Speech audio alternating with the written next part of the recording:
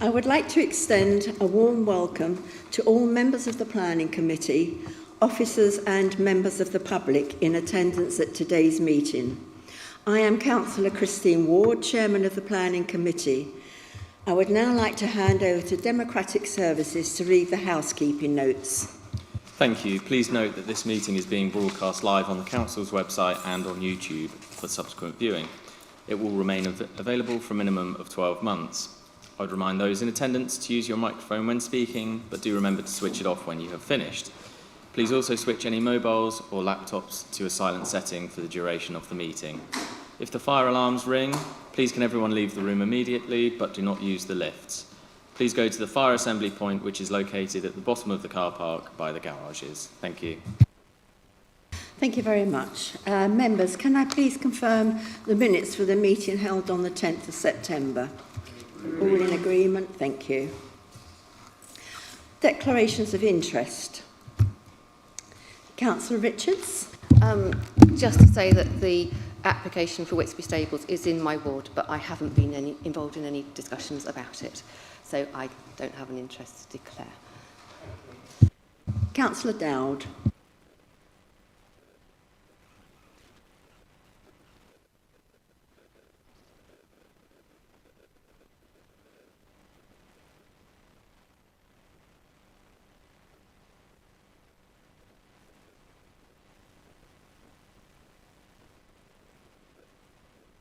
Thank you. Councillor Wade. Thank you, Sir Chairman. The same application, now it is in my ward, but I have not been involved in any discussions or decisions on this. However, you will note on the agenda that I requested that this comes to committee because there is a strong body of support with some local people for the facility and another strong body of people who live around it against the facility. So that I thought if we have a good open debate, both sides can express their positions and we can have an informed decision about this going forward. Thank you. It's a good use of planning time. Thank you very much. So we come to the first application, which is 6 Lime Close, Dibden Purlieu. This is 25/10589 and can be found on page 5 of the agenda. We do have one speaker, Mr. Jepson, but first of all we'll go to the presentation. Thank you. Good morning, Chairman. Good morning, councillors. Thank you for listening to me today. Here we have planning application 25/10589 for 6 Lime Close in Dibden Purlieu. The proposal is a retrospective application for the continued use of an outbuilding garden studio room as a fitness studio and training facility used as for commercial exercise classes. So you can see the overall context of the area. It's in a very suburban part of Dibden Purlieu, and it's surrounded by large residential dwellings and gardens. An aerial photograph again giving the context, and that it's the building to the southwest of the bungalow, adjacent to that red line. It's my pointer work, there it is. Here is the facility in question.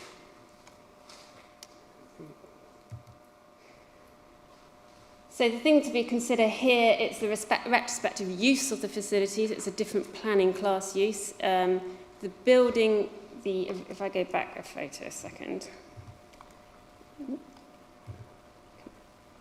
It's the larger square building here, that was built under a lawful development certificate as a Class E outbuilding, as a sort of garage stroke gym area. So that building was built lawfully, but the key thing with the Class E certificate, it must be for ancillary use to the dwelling. This building has now been extended with a single-storey addition to the rear, and it doesn't benefit from permitted development, so that is also under consideration at this committee meeting. It's done something weird. What have I done? Back again. There we go. Sorry. So here we go. Basically summarising what I've just said. So here's the floor plan of the building. The large area, as I said before, is under lawful development certificate. This partition wall isn't actually internal in the building, and at the rear is this single-storey addition, which has been converted into sort of an office area, one-to-one coaching, and then I think there's a toilet facility in there as well. So here's the elevation drawings. The front, this is the front which opens onto the driveway for 6 Lime Close, which is a set of bifold doors. Then you've got this office facility to the rear. Again, it's got sort of opening patio doors open out onto the garden. The rear of the building backs onto a hedge with the adjacent number at number 7 Lime Close, and this is the very rear, which abuts the properties in North Road. So the overall street scene of the area is a residential cul-de-sac, relatively quiet road. This road serves 9 properties. And as you can see, the building itself is pretty well set back from the street scene. It doesn't have a massive impact on the character of the area in terms of its visual amenity. Although it is quite a large outbuilding, it's sort of successfully tucked behind the host dwelling, which is a bungalow, which consequently does have a valid planning consent, which has been commenced to extend into the roof dormers, so that dwelling could potentially become a little bit larger than what you see here. And as you can see here, at the front of the site, there's a large area of hard surfacing, which is used for parking by the owner of the site and users of the facility.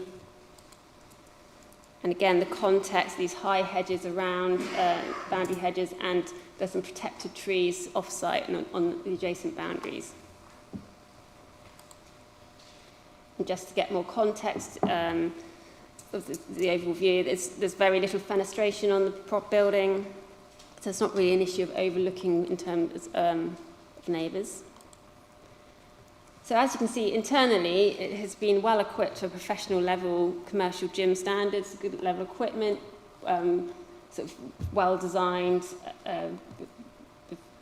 gym flooring and fitness facilities. And again, this shows the sort of the gym facility available. And to the rear, this is the sort of office area. So one of the major issues with this application has been the issue, well, there's 2 issues that really come into it. It's the overbearing nature of the use and the increased intensity of the use of the site in the context of the residential setting, and also the implications to highways, traffic and parking. Highways has raised an objection because they wanted more information on travelling, comings and goings of customers, and what the parking facilities were like on the site. The application did respond, saying there is basically space for 15 cars available on site. However, as you can see in this photograph here, as demonstrated, those 15 cars or a considerable number of cars can park on the site only if they double park. So the parking has not been delineated into individual parking spaces. So there's a degree of manoeuvring in and out when everyone comes to the site. And as demonstrated here, there is a vehicle of a member of the gym parked on the high street or on the highway.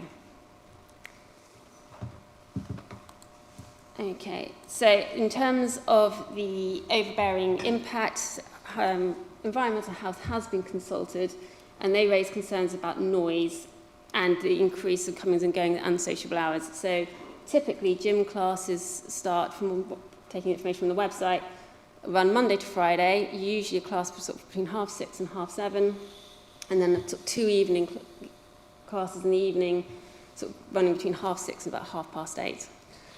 And then on a Saturday morning, there's sort of on average, 2 morning classes, a little bit later in the morning, so typically about 8 o'clock in the morning. The applicant was asked to provide a noise impact assessment, which wasn't provided.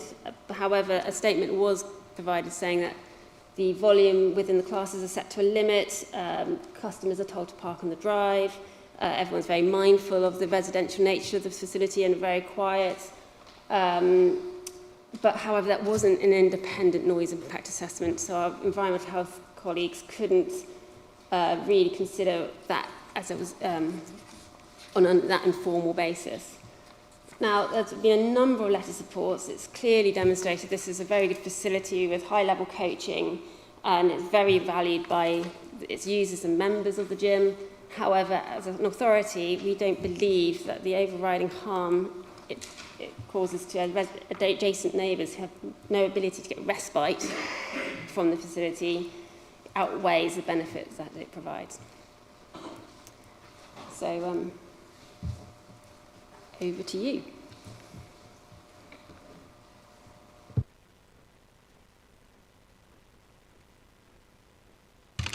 Thank you very much. I'll now come to Mr. Jepson.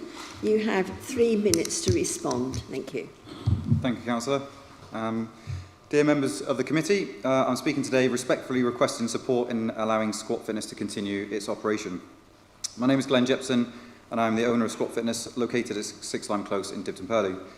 I established Squat in March 2020 with the objective of creating a positive, welcoming and community-focused environment where local residents could enhance their health and build confidence and foster a mutual support. Since its inception, Squat has evolved into a thriving community hub. Hundreds of residents have not only transformed their physical fitness but also significantly improved their mental and emotional well-being. We have provided support to mothers returning to exercise post-pregnancy, individuals overcoming various health challenges, and people of all ages who have friendships that have stemmed from the gym, belonging and purpose through movement. For many, Squat has become an indispensable part of their daily lives, genuinely enhancing their overall well-being. I understand there's concerns regarding noise, parking that have been raised, and I wish to address these very transparently. Both the Enforcement Officer, Philip Jones, and the Case Officer, Hannah Chalmers, visited the site and confirmed that our soundproofing and sound levels are within acceptable limits. We have received no formal noise complaints since opening and have consistently operated within the utmost respect of our neighbours. The comments from objectors regarding noise usage and parking appear to be significantly over-exaggerations and do not accurately reflect the actual situation. It's evident that a high percentage of objectors were unaware of the gym's existence until notified by NFTC about a retrospective plan application. To date, no evidence has been presented to substantiate the claims made by the objectors, and as such, I believe their claims should be treated as unsubstantiated. It's been stated that a professional noise survey has not been carried out. The sole reason for this omission was misleading guidance provided early in the process. During an on-site meeting at the gym, the case officer confirmed her satisfaction with the sound levels and indicated the planning approval should follow within 2 weeks. Relying on that assurance, I did not initially commission a professional survey. When the officer subsequently changed the position, immediately I sought to book a professional company. However, each firm advised that full assessment requires 2 to 3 weeks to schedule a site visit, a further week of on-site monitoring, and then 7 to 14 days to produce a report. Because the committee date was twice rescheduled, first one was 10th of September and then today, the timescales made completion impossible through no fault of my own. I've nevertheless continued to pursue this in good faith. Squat conducts a small volume of 22 classes per week. Only 9 of these classes are Hyrox workouts where the music is played above conversational levels. These levels were confirmed as being well within the illegal limits by the enforcement and case officer. All of the remaining Sculpt classes are social, small group instructional sessions with music levels below conversational level, allowing clients to receive instruction on technique. Sound is not transmitted from equipment, whereas the weights are coated in rubber and the floor is high-density 25mm thick noise reduction rubber matting. Classes run from Monday to Saturday, with the earliest class, lower volume Sculpt class, starting at 06:30. The latest classes from Monday to Thursday finish at 20:15. Parking is also carefully managed. We have space for up to 15 cars on our private driveway, and approximately half of our members walk to the gym. Our class schedule are structured so it prevents overlap in arrivals and departures, thereby avoiding congestion or disruption to the local area. Congestion is observed, however, during school drop-off and pick-up times. This has taken place for years, and this does cause traffic build-up in Lime Walk and often in Lime Close, with Lime Close being used as a turning point for 2 to 3 hours a day. Thank you. Can you wind up, Mr. Jepson? You have had over 3 minutes. Yeah. We also provide employment for local coaches, fostering careers in fitness and well-being within the New Forest. The closure of Squat would not only merely represent the loss of a small business, but the loss of a vital local community hub, a place that keeps people healthy, happy, connected, and embodies what local business in the New Forest should represent: community, well-being, and I'm going positive to social have to impact. stop you, but we can understand where you're coming from. Okay, Thank you, Councillor. Right, members, questions please, either from the applicant or officers. Councillor Dowd.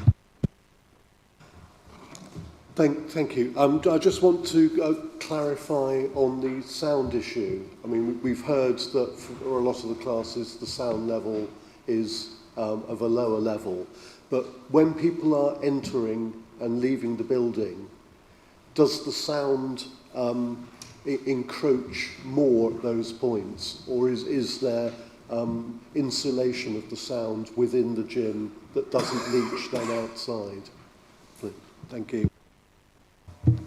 Without a noise impact assessment, we haven't really got any way of judging that. I mean, obviously there will be noise when people turn up, vehicle noise, shutting and closing car doors, and having attended exercise classes myself and elsewhere, you sort of meet up a friend and you sort of chew the curd for a couple of minutes before class. So how much that occurs during this class, I don't have a measure or an independent report that states that. Perhaps I can clarify my question. Is there a physical barrier between the external door and the exercise space? No, there's no porch facility. Thank you.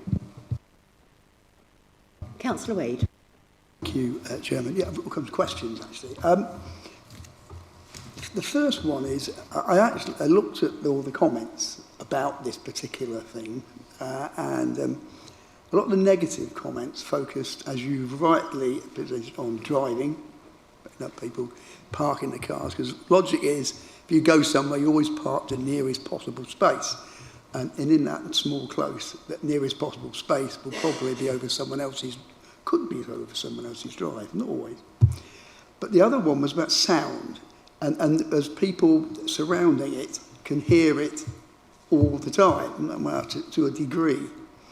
What I'm trying to ask is, if it was soundproofed to a proper degree, and the point that my colleague raised about the door opening, because obviously that was addressed, would it still be a problem? Because what I'm getting at, if this came as a new application, it wasn't there, would planning law allow us to pass it, or would we have to reject it because of the location it's in? I'm just trying to get to understand, is there any way that it could be allowed to exist in a way that ticked all the boxes, the neighbours were happy and there wasn't a problem, or is just that not possible? Ask Mr Jepson why you were not prepared to have a proper sound assessment produced. Chairman, I mentioned that in my speech then, so I was prepared, but because the time that it takes for the company to actually organise a sound survey where they have to have the monitoring equipment on the driveway for a week and then produce a report, there wasn't enough time because of what the case officer had said initially, saying that it would be approved within 2 weeks. Once I then contacted the companies, it wasn't going to get done in that time frame between then and the initial date of the first committee meeting. That then changed, and then the process started again. I can absolutely get a sound survey done, but the timings just didn't allow it. I understand that, but it is a necessity required by the planning officers. Any more questions? Sorry. Chairman, morning. Members, good morning. In terms of answering the question, I'm going to dive into your report, page 9.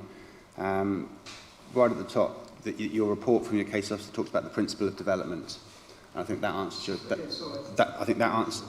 Page 9, part 10, right towards the top, part 10 talks about the planning assessment, and part A there looks at the principle of development. I think, Councillor, that will help answer your question, because that clearly sets out that within your settlement boundary in your local plan, there's a policy there that supports community services, of which gyms are one, and we're within the settlement boundary here in Dibden Purlieu, and that sort of closing paragraph under Part A says, therefore, the principle is acceptable, subject to the consideration of the other considerations, noise, traffic, neighbouring amenity, as per the rest of the report. So the principle is okay. That's what I was getting at. When you look at this,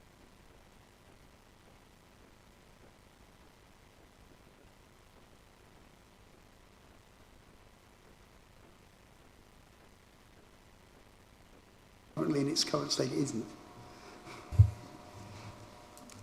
Chairman, I'd go back into your report and take you to the end of the report and look at your reasons for refusal. That shows you where the applicant is deficient. It shows you where there's insufficient and inadequate information that's been provided.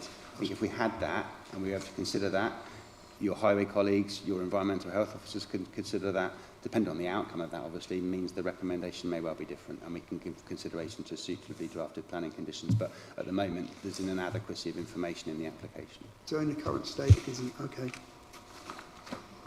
Sorry. Councillor Woods. Can I ask about the validity of the one of the objections? Running-based training sessions are held on the street. Is that a fact, or is it not a fact? That's probably a question more for the applicant to confirm. There are no sessions that are held outside the gym. Obviously, I'm a resident of the house there as well, and so I will regularly leave my property and go for a run, which is I'm assuming I'm okay to do that. But there's no formal gym sessions that are held outside the facility. It's all inside. So why would somebody claim that that was happening? I believe there's a lot of things in the objections personally that I've seen that are hyperbole.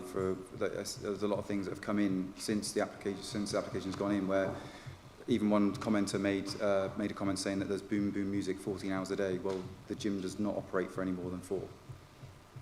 That's what I say. Are there any more questions? Councillor Sleep. Thank you, Chair. Can I just ask how long this business has been operating professionally? The facility was built in March 2020. It then didn't continue any operation for a long period of time because of the pandemic. I had a business partner at the time that was operating that from essentially 2022 onwards, with a mix of online coaching and then in person.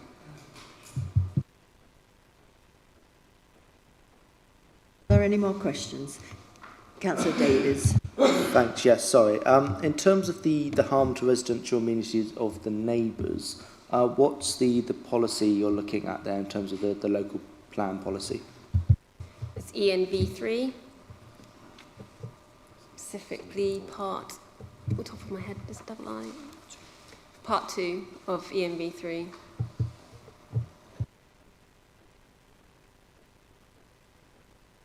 Any more questions? In that case, we're going to debate. Does anybody else have anything to say? Councillor Woods. Sorry, Councillor Hawkins. I'm the good-looking one.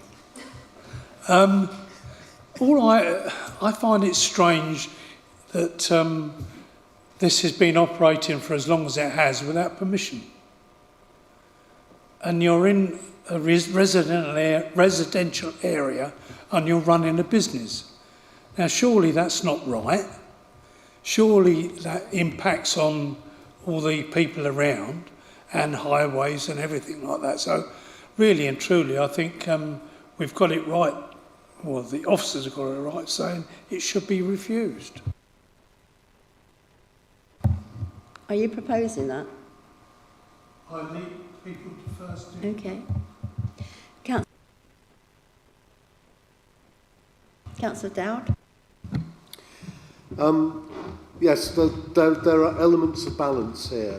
In the neighbourhood plan, it is clear that there is a concern for the well-being and health of residents, and this facility does provide a service for that, as do other facilities that are in more appropriate locations where people can sign up.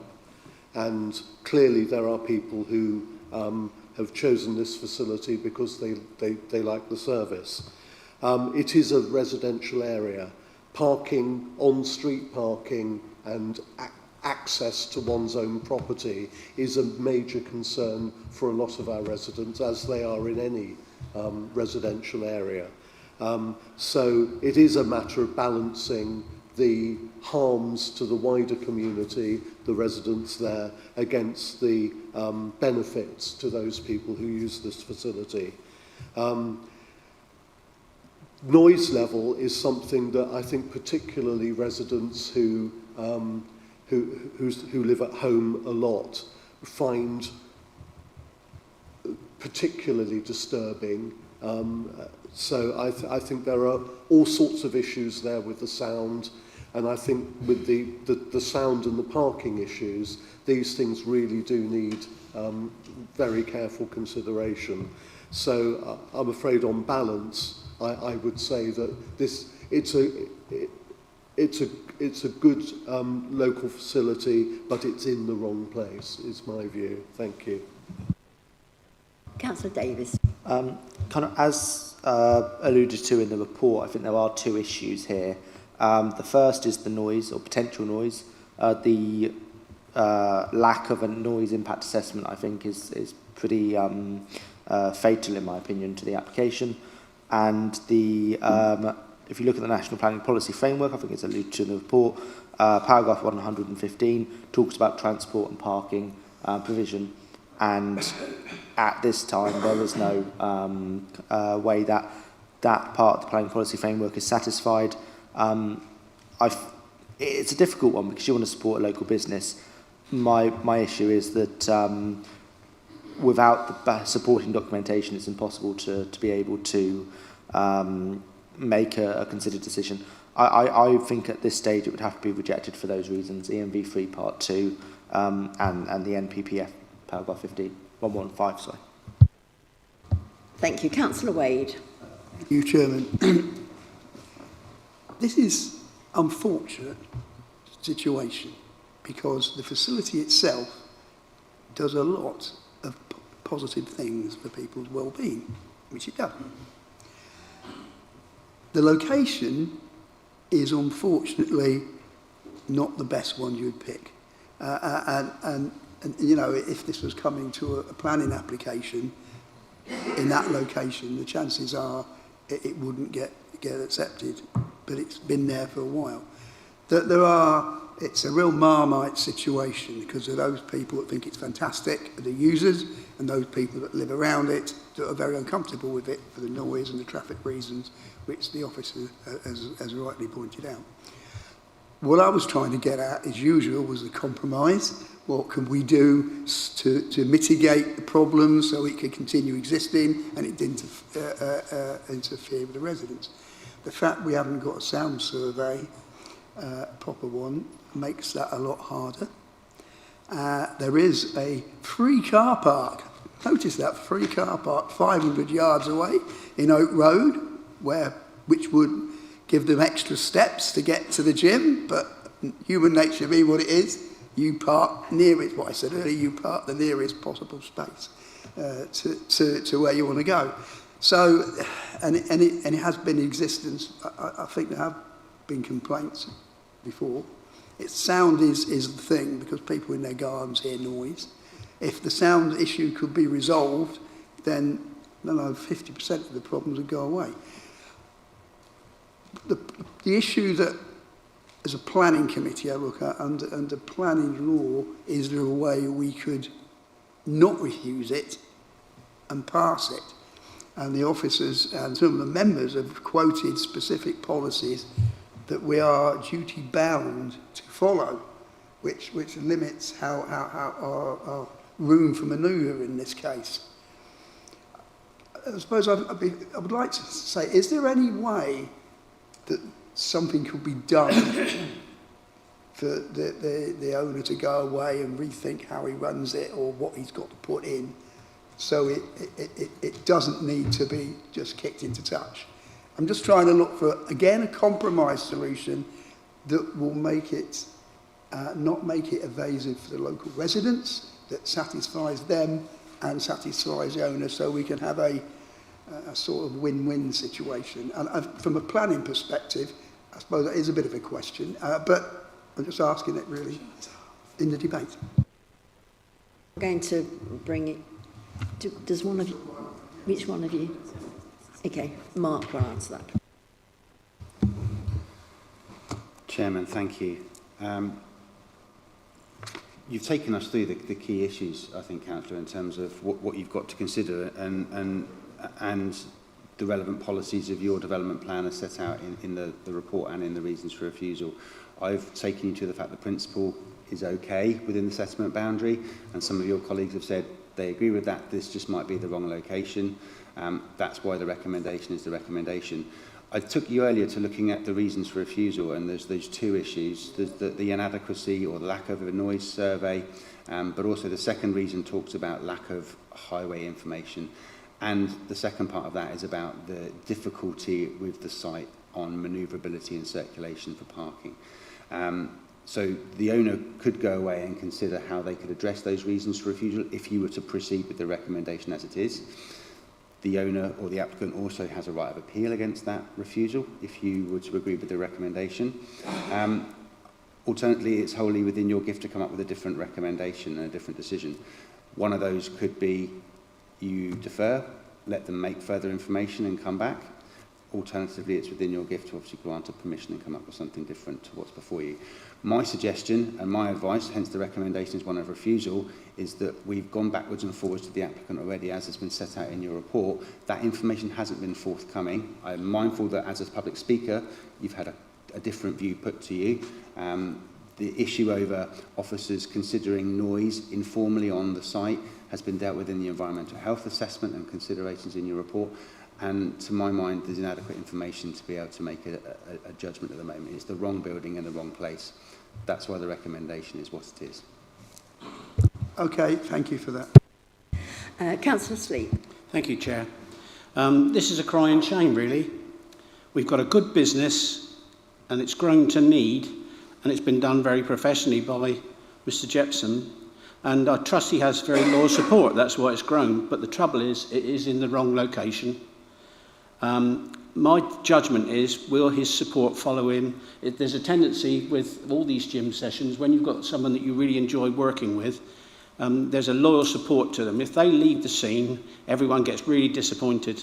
My judgment on this is that he's a victim of his own professionalism, and it's such a good business. It's grown too big in the wrong place. And my instinct was, I did look to see if there's any other locations to hand that you could operate on. I mean, we've got these different facilities in Tottenham and elsewhere where everyone goes to. And the other thing that I'd just like to say is we try to look at what our parish councils have to say in these reports. And I'm minded that their refusal is judged on the same thing. It's parking and access and noise.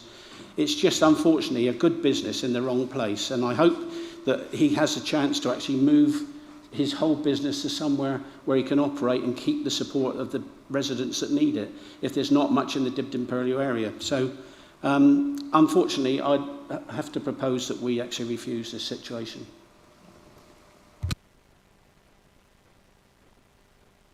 Councillor Davis, did you want to say something else?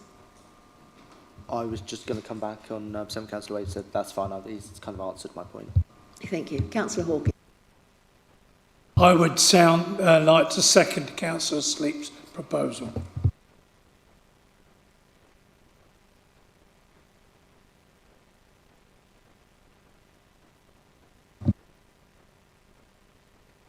What's going on? I think we've come to the end of the debate. The proposal is to refuse. That's been proposed by Councillor Sleep, seconded by Councillor Hawkins. I'll come back to the applicant. You have 1 minute to respond. Thank you. Thank you for talking about this today. In terms of proceedings from here, I'm assuming that we can look at an appeal process to then get the information that I wasn't able to obtain at the time. Is that correct? That's addressed to anybody. I'm not too sure who can answer that. Sorry, I didn't catch all your question. Could you put it to us again? With regards to the decision being a refusal, am I able to then go back into an appeal process to then obtain the information that I wasn't actually able to get, given the timelines of the application, noise survey, etc.? That would be a new application. Chairman, I'm just mindful that I can answer your question, absolutely, but I'm mindful that it was eating into your time to respond, so I don't know if we want to allow the applicant the opportunity to finish his minute, or whether I come back and answer the question. Would you like to? Do you have anything more to say? I don't. Yeah, nothing else to say. In that case, there's a couple of options available. As I said to Councillor Wade a minute ago, you have your right of appeal. You could go and see what the planning inspector has to say. They will consider the merits of the case. You could go away, not pursue the appeal option, but undertake to get the relevant information prepared, and you could make a second fresh application. We would consider that on its merits. Thank you. We'll go to the vote, which is an electronic vote. So the recommendation is to refuse. If you'd like to vote, thank you.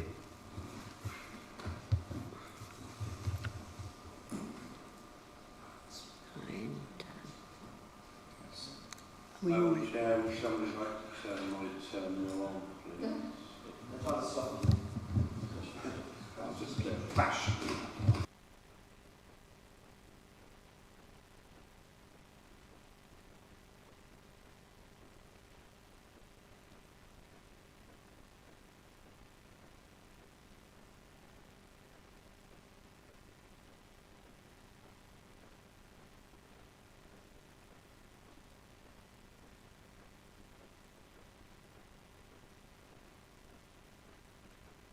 Can you vote again, please?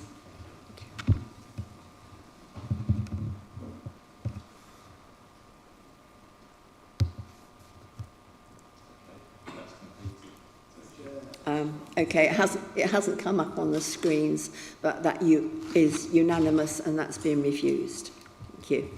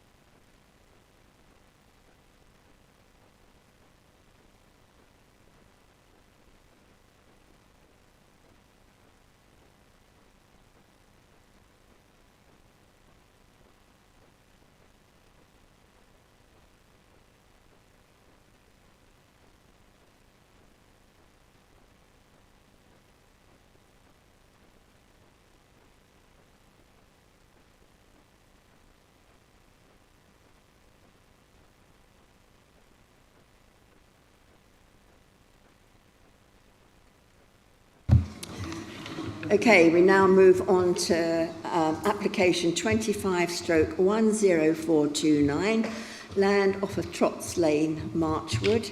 And you can find this on page 19 of the agenda. We don't have any speakers. We'll just go straight into the presentation. Thank you very much. Good morning, members. Plan application 25/10429, land at Trotts Lane. Application site outlined in red on the screen in front of you. Please note from your update sheet, this is the accurate red line plan as opposed to the one that was circulated originally with the agenda papers. Small error in respect of land at the very northwestern end of the application site. However, as I say, you have a copy of this plan shared with you, and it's accurately representing the application site. See a couple of residential properties to the southeast, and then countryside land around the application site, as you can see here on the location plan.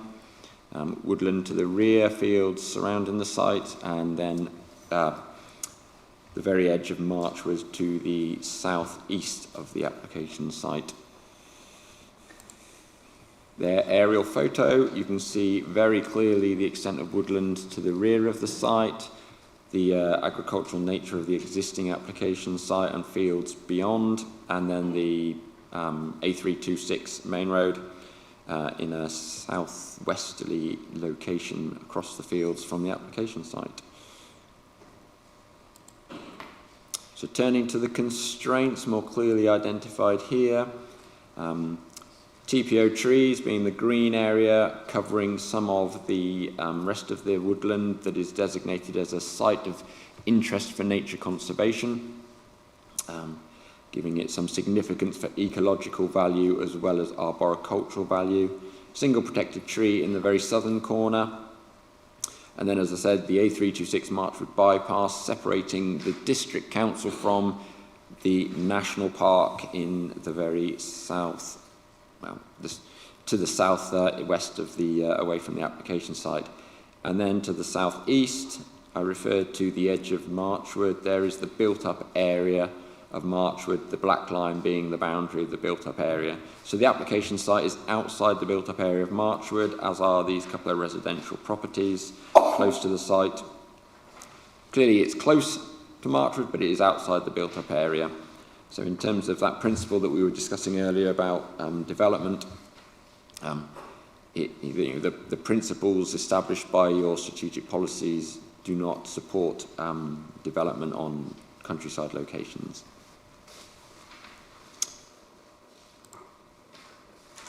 Looking at the application site in detail, there you can see the open field at present, looking across it in a northwesterly direction, the size, scale, maturity of the trees at the rear of the site as part of that nature conservation, woodland and TPO'd area adjoining the application site.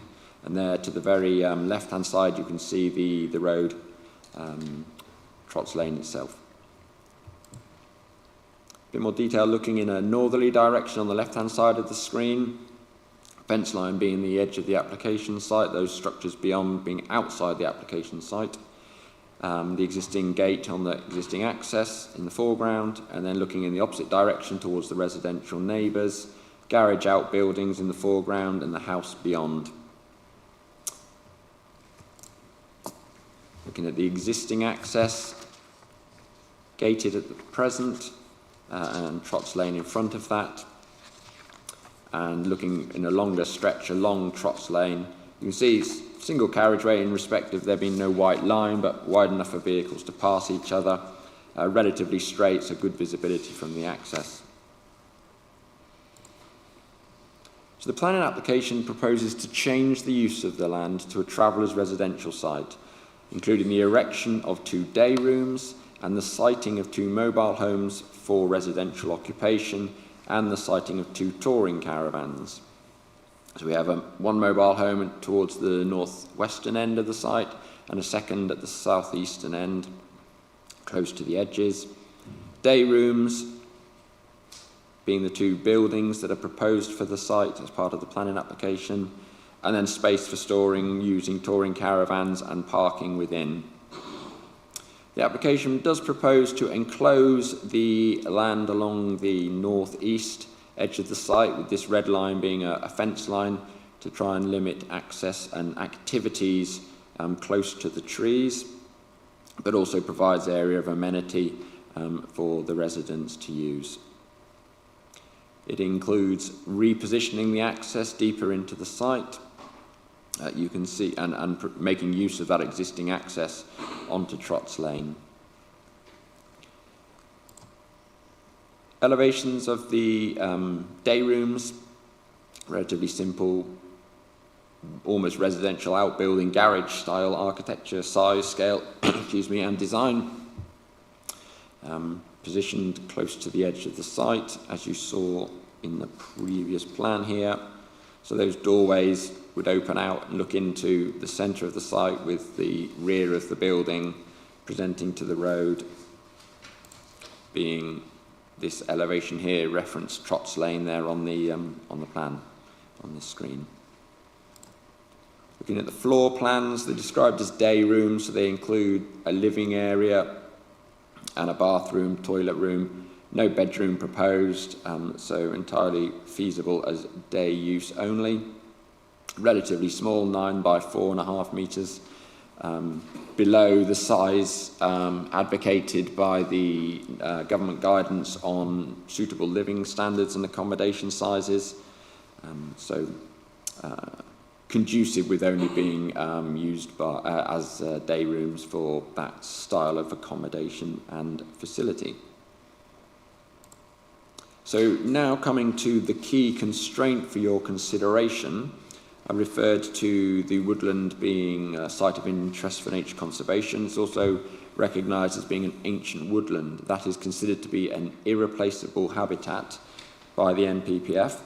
Guidance on how to consider planning applications in relation to such a feature directs us to a minimum of 15-metre buffer to protect, preserve the arboricultural and ecological value of those woodlands. As I say, irreplaceable, so requiring more than just your standard root zone protection and canopy avoidance that we may have regularly advised you of when looking at applications where buildings are proposed close to trees. Now, within that 15-metre zone, we get areas of turning, manoeuvring, gravel driveways, the fence line, and some amenity space. And whilst the size scale design of this mobile home has been changed to bring it outside that 15-metre zone, key for our consideration is that it is the siting of a mobile home and the use that we're considering, not what its size scale design is. So should a larger mobile home be brought onto the site, that would be difficult for us to resist if members were to support this application. However, whilst your ARB officer is content that there would be no direct impact on root zones, alongside his ecology colleague, we have concerns that residential use of the site will invoke activities, use of the site in areas that would be detrimental and cause degradation to the irreplaceable habitat, the quality of the ancient woodland, and the supporting ecology, biodiversity that is located within that 15-metre buffer zone. Excuse me. And it is those concerns that have led us to the recommendation before you. The guidance in the MPPF directs us to recommend refusal for applications that will cause degradation of irreplaceable habitats, which by definition are irreplaceable, and require that additional protection. And whilst the application does include this fence line, as I described on the earlier plan, that's not considered sufficient to avoid potential incursion into that zone and use in a residential manner, whether it be activities, garden waste, lighting, amenity type play, any of the trappings of residential use of the site would incur impacts that would be detrimental and degrade the quality of that ancient woodland. As you can see on the site, on the text here, unless there are wholly exceptional reasons. Now that's set out in a bit more detail in the case officer report. However, I will draw to your attention that in the NPPF, wholly exceptional reasons, an example of that is given to be nationally significant infrastructure projects. So think of HS2 as one of those examples that may justify development occurring that has an impact on ancient woodland. And we do not consider that this application achieves that high threshold, that high bar. Turning briefly to the access, I highlighted where it is at present. The same location will be used where there is visibility up and down the road in a manner that would be sufficient to preserve highway safety from this use. The actual gates or any point of access would be set further deeper into the site by a sufficient distance that would allow a vehicle to approach the edge of the site, the edge of the carriageway, and achieve sufficient visibility in both ways. So there's no concerns, no objection regarding that, and it would be capable of accommodating the manoeuvring required to get the sorts of vehicles in and out of this site. Now, of course, mobile homes are, by definition, mobile, but tend to be brought to site and then left at site. So any manoeuvres and large vehicles involved in bringing them to site would probably only occur once. So it would not be a common feature of Trotts Lane and the vehicle movements along there. And as you'll see from my report and any members who are familiar with the area, this is actually a bus route. The buses do travel along Trotts Lane, so it's clearly capable of accommodating that scale of vehicle. So whilst representations do raise concerns about vehicle movements, that's not something that finds itself as a reason for refusal before you today. So in conclusion, you will see from your report that the application does not accord with the development plan in its entirety. However, national planning policy guidance for travellers' sites is a material consideration, and it is considered, as set out in the report in some detail, that this application would comply with that guidance. Also set out in the report is the emerging position with regard to gypsy and traveller accommodation across the district. The policy that you have in your current local plan is considered to be out of date because it was based on old, out-of-date national guidance for how to identify needs for gypsies and travellers. The new assessment for such need is based on this Planning Policy for Travellers Sites, which is a 2024 government document and is therefore considered to be up to date. And whilst it is emerging and supporting the local plan review, it does identify that there is a need for such accommodation in the district. As such, there is no objection to the principle of the development. However, as I've described, there is conflict with the character and appearance of the area and will result in degradation of an irreplaceable habitat, being the woodland adjacent to it. There are concerns, as described in the report, regarding infrastructure that is required to support residential occupation of this site, where insufficient information is available to undertake a thorough analysis and ensure that there would be no further impact on the trees and their ecological value. You'll be familiar with the need to secure mitigation for recreational impacts from residential development. Well, that would include this form of residential development. As I say, we cannot demonstrate a 5-year supply of land for gypsy and traveller accommodation as a result of our out-of-date guidance. However, in accordance with the NPPF, there are strong reasons for refusal based on the irreplaceable habitats and the impact on the New Forest and Solent designated habitats. As such, the presumption in favour of sustainable development does not apply. So we often direct you to that as a result of our lack of 5-year land supply for residential development. In this instance, there are strong reasons for refusal as a result of the impact of the development on assets identified as significant by the NPPF. And as such, that results in the presumption not applying in this case. So as set out in the case officer report, the application is recommended for refusal for the reasons in the conclusion and report before you. Thank you. Thank you very much. As I said, there are no speakers, so we'll go straight to questions. Councillor Dowd. I'm just a little bit confused about the mobile caravan issue, where there are bits that are saying it's unsuitable and the road is unsuitable for that. There's no objection in the highways report, and there are also comments saying that the road is suitable for other heavy vehicle use, including buses. So do we have a clear position on whether or not the road is suitable for these mobile homes to be transported, or is it not? There are no concerns from Hampshire County Council highways officers regarding this application. The point I was trying to make, that members of the public in their representations have raised concerns about the ability of Trotts Lane to accommodate larger vehicles. There's no weight limit on the road. As I say, buses, sorry, you said boats. Buses, it's a bus route between Marchwood and Southampton.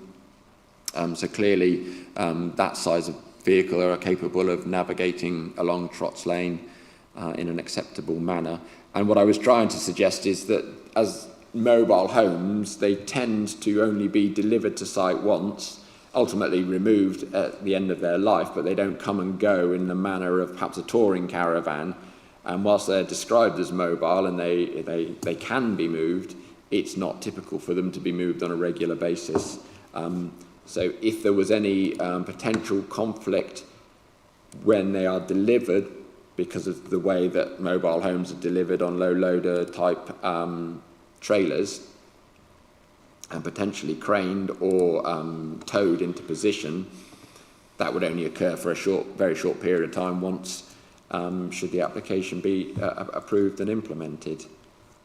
However, that's not a regular occurrence and wouldn't excuse me, have a regular impact on safe navigation along Trotts Lane. Can I just confirm, because there was talk about 2 different kinds of mobile, wasn't there, on the site? Well, there's the touring caravans and mobile homes, but what I was trying to describe was the mobile home shown at the north western end of the site is significantly smaller than the one shown here at the south eastern end, and that was in reaction to concerns being raised by our arboricultural and ecological colleagues regarding the presence of a mobile home in this location breaching that 15-metre buffer line. So when the application was first submitted, the mobile homes shown for both parties were of a size similar to the one shown here at the southern end, and that significantly straddled across that 15-metre buffer line. In an attempt to limit the impact on the ancient woodland, the applicant proposed a smaller mobile home in this location. However, what I was trying to describe and explain was that we're not actually approving the size, scale, dimensions or appearance of the mobile home, because as a form of caravan, that's not before us. It's merely the use of the site for residential accommodation in which the residents would live in these mobile homes that we're considering. So should the application be approved and implemented, if somebody turned up with a larger caravan mobile home that met the description of a caravan and placed it in that location, we'd have very limited grounds to object to that, but it would then exacerbate the concerns that have been raised regarding the impact on the ancient woodland and the degradation that this proposal would give rise to. I have a second question, if I may. Can I return to the waste management issue, and particularly things like nitrates and things? Is there a specific concern about the ancient woodlands with build-up of nitrates over time? The nitrate issue is impact on water quality in the Solent, so not directly with the ancient woodland.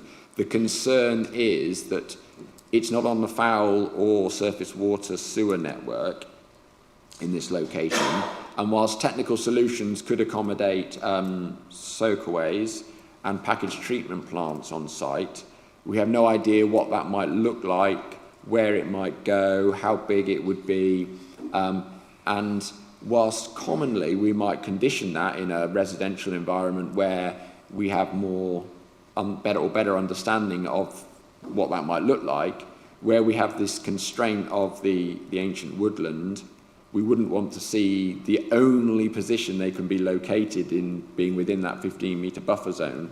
Not only have we got concerns about the indirect impact of the residential use, but imagine that they had to dig up that land adjacent to the woodland to bury a soakaway, for instance, and any packaged treatment plant, that would give us significant cause for concern, and it's unresolved at this time. If we knew how the solution might come about, then it might be reasonable to condition it. But in the absence of understanding any other constraints with placing that sort of infrastructure close to or away from these buildings, we just don't have enough confidence that a condition could be reasonably imposed. Thank you. Thank you. Councillor Wade. Thank you, Chairman. Thanks for a good report. It's very detailed as usual. Well done. I've got two questions, really. You identified that the council cannot demonstrate a 5-year supply of land for gypsy and travel accommodation. That's across the district. How much are we missing? That's the first question. I mean, I'm trying to see what the size that we can't demonstrate. Well, as I was describing, the original or the current local plan policy is based on a needs assessment that I think identified one pitch in the district. However, with changes to national government guidance on how to identify needs for gypsies and traveller accommodation, the piece of work that has been undertaken to support the local plan review is identifying circa 30 pitches are required. So, a significant shortfall or difference from where we were. And clearly we've not gone through the exercise of identifying how those 30 pitches could be accommodated across the district, because obviously the review hasn't progressed to that degree of detail. So that is where we believe and consider, that this application could contribute to making up that shortfall of 30, albeit it's only 2, but it's obviously a step in the right direction. As described and you see from the report, the application would be considered to be in accordance with the policies in the National Policy for Traveller Sites guidance. Second question, and just clarify something you said earlier. The nature of the traveller community is such that while we plan for that you could wake up one day and found out there are as many caravans as there they could squeeze in. That is correct, isn't it? There's no restriction on how many they can go in apart from how much space there is. Because that impacts the issue about waste and drainage and the woodland and so forth. I just want to be clear. So I am familiar with this area. Well, the applicant has described the intention for how the site would be used by himself and his family. You're right.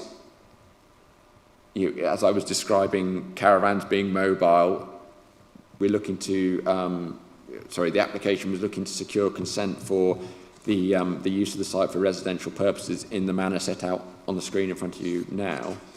The planning policy for traveller sites, the national guidance, does describe or direct councils to consider how they might look to manage that scenario whereby visiting, whether it's family or relations or friends who are within the travelling community, look to come and visit or stay. As with any residential property, there was a degree of visiting for a weekend and staying in a motorhome on the driveway versus staying for 6 months in a more permanent scenario. The intention could have been to impose conditions that would limit it to 2 family groups, or in this respect, we'd have to think carefully about how that's defined in respect of it being family, father and wife and daughter. Are they 1 family group or 2? But in terms of limiting to the structures and buildings and caravans that are shown on the plans as a limit. But clearly, with the recommendation as it was, we haven't articulated that as a condition or as part of the recommendation. Councillor Frampton. Thank you, Madam Chair. This is clearly an unsustainable development outside of the settlement area on agricultural land that will have an adverse effect on the ancient woodland. I propose the recommendation on the paper to refuse.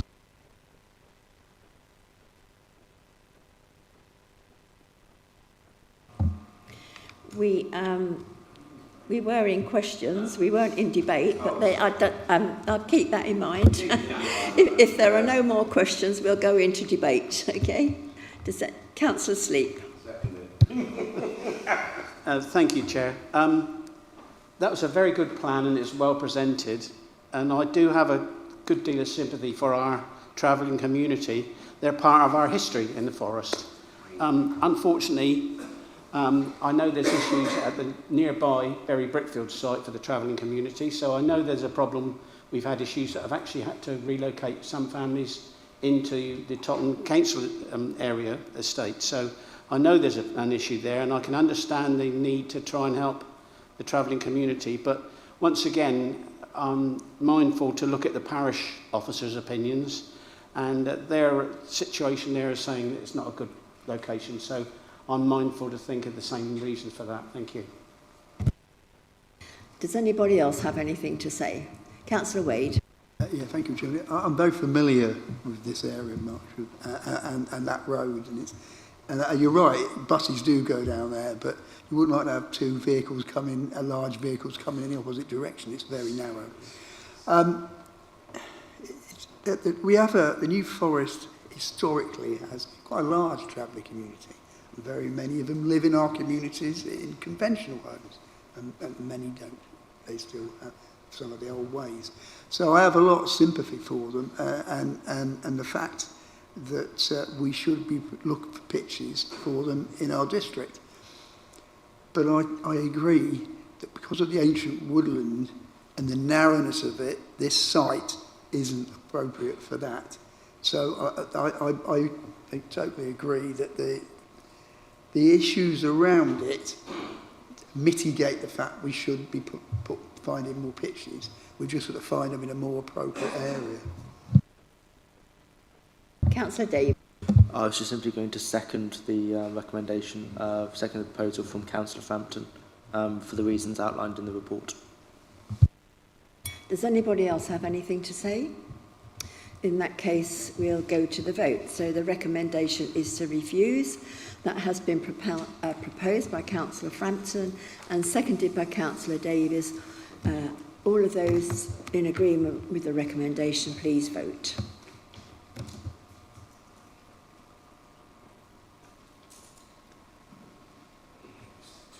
I think we need one more.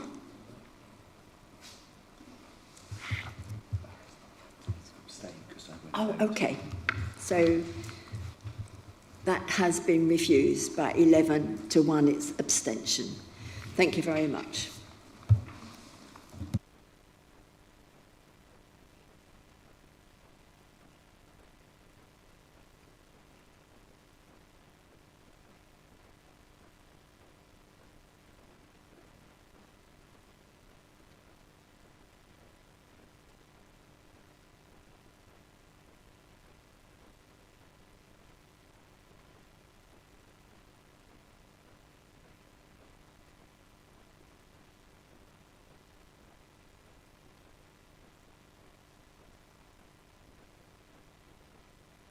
Excuse me, can you keep your conversation to outside the chamber? Thank you.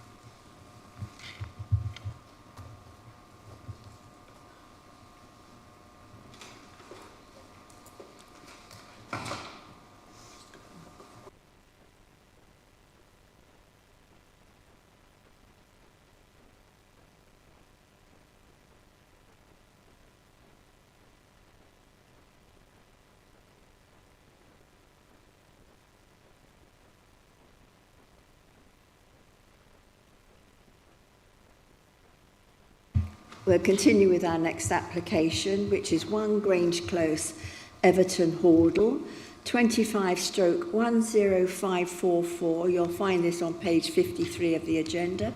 There's also an update on this. We do have speakers. We have the agent, we have an objector, and we have 2 councillors, one of which will speak. So we'll go ahead with the presentation. Thank you very much. Thank you, Chairman and Planning Committee. The application number is 25/10544 at 1 Grange Close, Everton Hordle. Here you can see the site red line boundary. It's a rectangular site located on the north side of Grange Close. You've got West Lodge to the southwest of the site and number 2 Grange Close to the northeast. The existing site is represented by a 3-bedroom detached bungalow with a linked garage to the adjacent property at number 2. They're proposed to be demolished and on-site replaced by 2 4-bed detached properties with amended access to suit across the frontage with hard standing, and also a carport located to the southwest corner of the site, which would house 2 cars, and landscaping to the front. Here you can see the site context in Grange Close, which is also characterised by detached chalet and 2-storey detached houses. To the north and west of the site is protected woodland, but this doesn't encroach onto the red line boundary. And as part of the application, it's been proposed that that trees are protected by condition.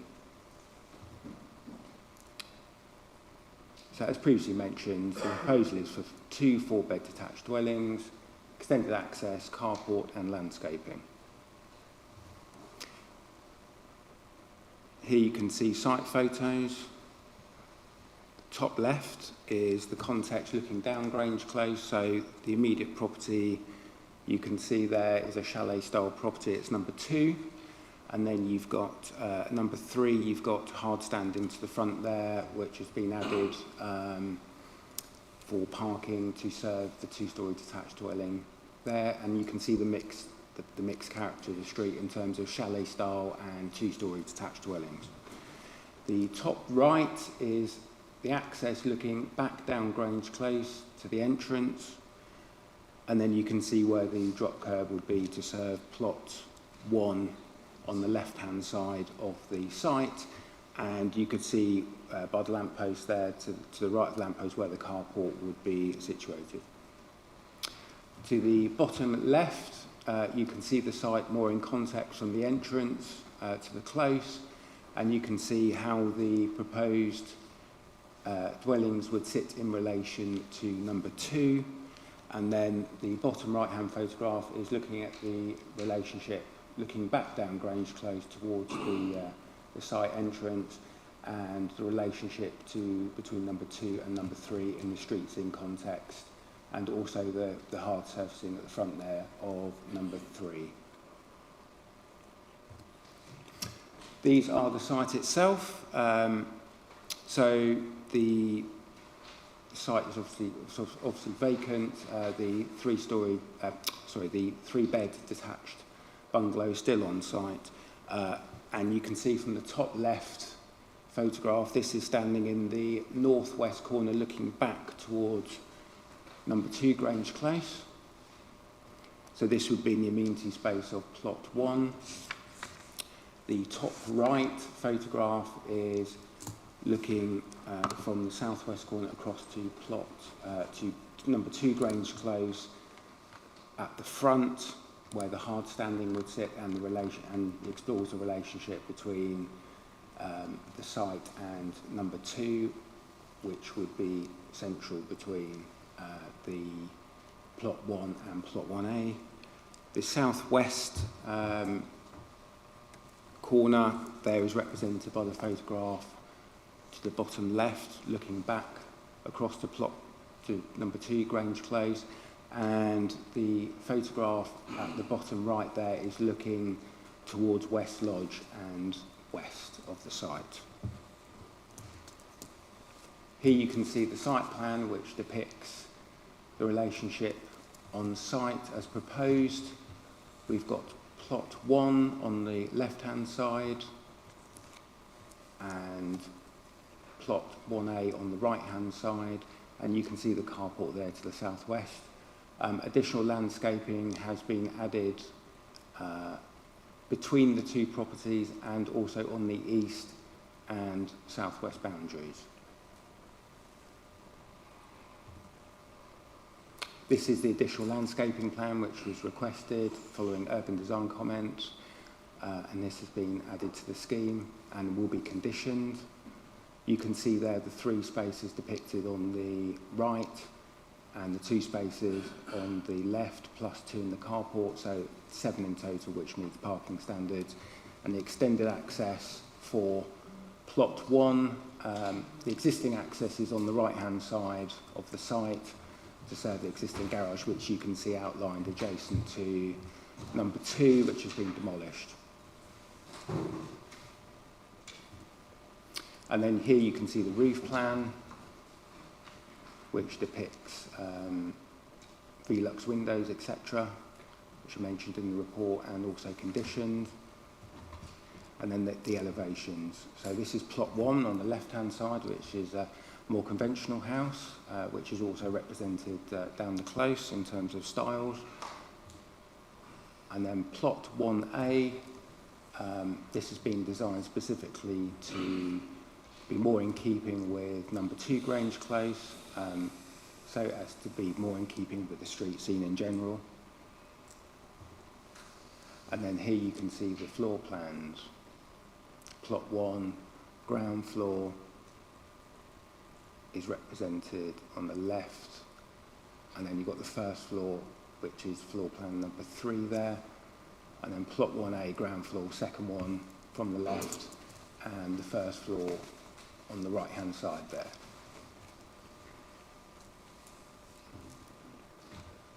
So to conclude the application, on balance, officers felt that the impacts of the developments did not significantly outweigh the benefits when assessed against the framework as a whole.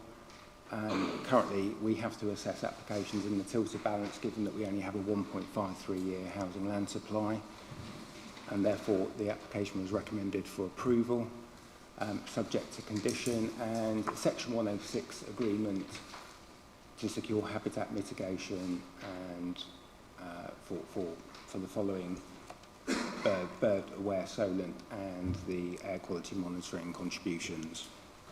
Thank you. Thank you very much. We'll come to our speakers. Mr. Bradford, agent, you have 3 minutes. Thank you. Thank you, Chair and Councillors, for considering this application. The matter is brought before you today because the officer's recommendation, supported by their consultees, is to grant planning permission. This permission, however, is at odds with the view expressed by the Parish Council. The property at 1 Grange Close is currently a three-bedroom bungalow in a dilapidated state, situated on a plot that is almost twice the size of the neighbouring properties within Grange Close. The site is notably undeveloped in terms of density, presenting a clear opportunity to comfortably accommodate an additional dwelling. The proposals set out within this application are fully compliant with the current planning policy. The site itself is located within the built-up area of Everton and has support from the relevant consultees, including highways, trees and ecology. Urban Design have provided comments on the application, but specifically note that these comments do not constitute grounds for refusal. Rather, they highlight areas for potential improvement. In response, the revised landscaping scheme have incorporated this advice and have been deemed acceptable by the case officer in their report. The Parish Council's objections stand in contrast to the case officer's assessment. The case officer does not consider the application to represent overdevelopment or to be out of character with the surrounding area. Furthermore, the Highways Department have not raised any concerns regarding road safety. The proposals include the provision of off-road vehicle parking, which meets current parking standards. The arrangement for vehicles to reverse on or off the highway is consistent with existing practices in Grange Close and complies with Hampshire County Council's standing advice. The new drop curbs proposed are comparable to those already existing in the area. The design proposals are in keeping with the other properties in Grange Close, comprising a chalet-style bungalow dwelling and a 2-storey dwelling. The designs have been carefully developed to minimise the impact on neighbouring properties. At that point, a point that has been recognised and agreed by the case officer in their report. Concerns raised by some neighbours regarding construction and contractor parking are acknowledged. These issues are temporary in nature and will be addressed through a planning condition requiring a construction management plan to be agreed prior to the commencement of the works on site. In summary, this is a straightforward application aimed at returning one dwelling to the market and providing an additional home for the village on the site that is currently underused. Thank you. Thank you very much. I now come to the objector. Mr. Could you please pronounce your name, because I'm sure I'll get it wrong. Thank you. Morad Eroui. Thank you. You have 3 minutes. Good morning, all. In 3 minutes, we are unable to adequately cover our objections to this planning application. Therefore, we have emailed our views to the committee in advance and hope you have found the time to read them and consider our objections. In summary, our objections cover several core areas of concern as follows. Overdevelopment. The average plot size in the close is 864 square metres. Solent projects have proposed building 2 dwellings into an area of just 785 square metres, meaning each dwelling would have a plot around 40% of the close average and only 25% of the plot next door to it. If agreed, we would see an increase of 425% on the original building mass in the occupied space. The erosion of the character and appearance of the close. Every property on the close has a garage with front access. The proposed garden sizes are certainly nowhere near the 50 to 70% cited guidelines for an established close like ours. Road and footpath safety. The blind bend adjacent to the plan is and always has been a threat to safety. 7 additional vehicles reversing in and out would be hazardous, and prolonged building work here is a serious concern for safety of residents and trade alike. There is a direct impact on number 4 Grange Close. The removal of substantial tree lines has brought the bungalow of 1 Grange Close into full view of their property and garden. This development would have a detrimental impact on this property's light, privacy and view. The plans do not address this fundamental issue, nor have the family ever been consulted. There is some information we would hope to see before any permission is granted. An official assessment stating no daylight regulations are being obstructed, and although biodiversity net gain has been mentioned by the case officer, we are yet to see any plan of action or official documentation that satisfies this. Although we welcome development of 1 Grange Close, it needs to be in keeping with the other properties.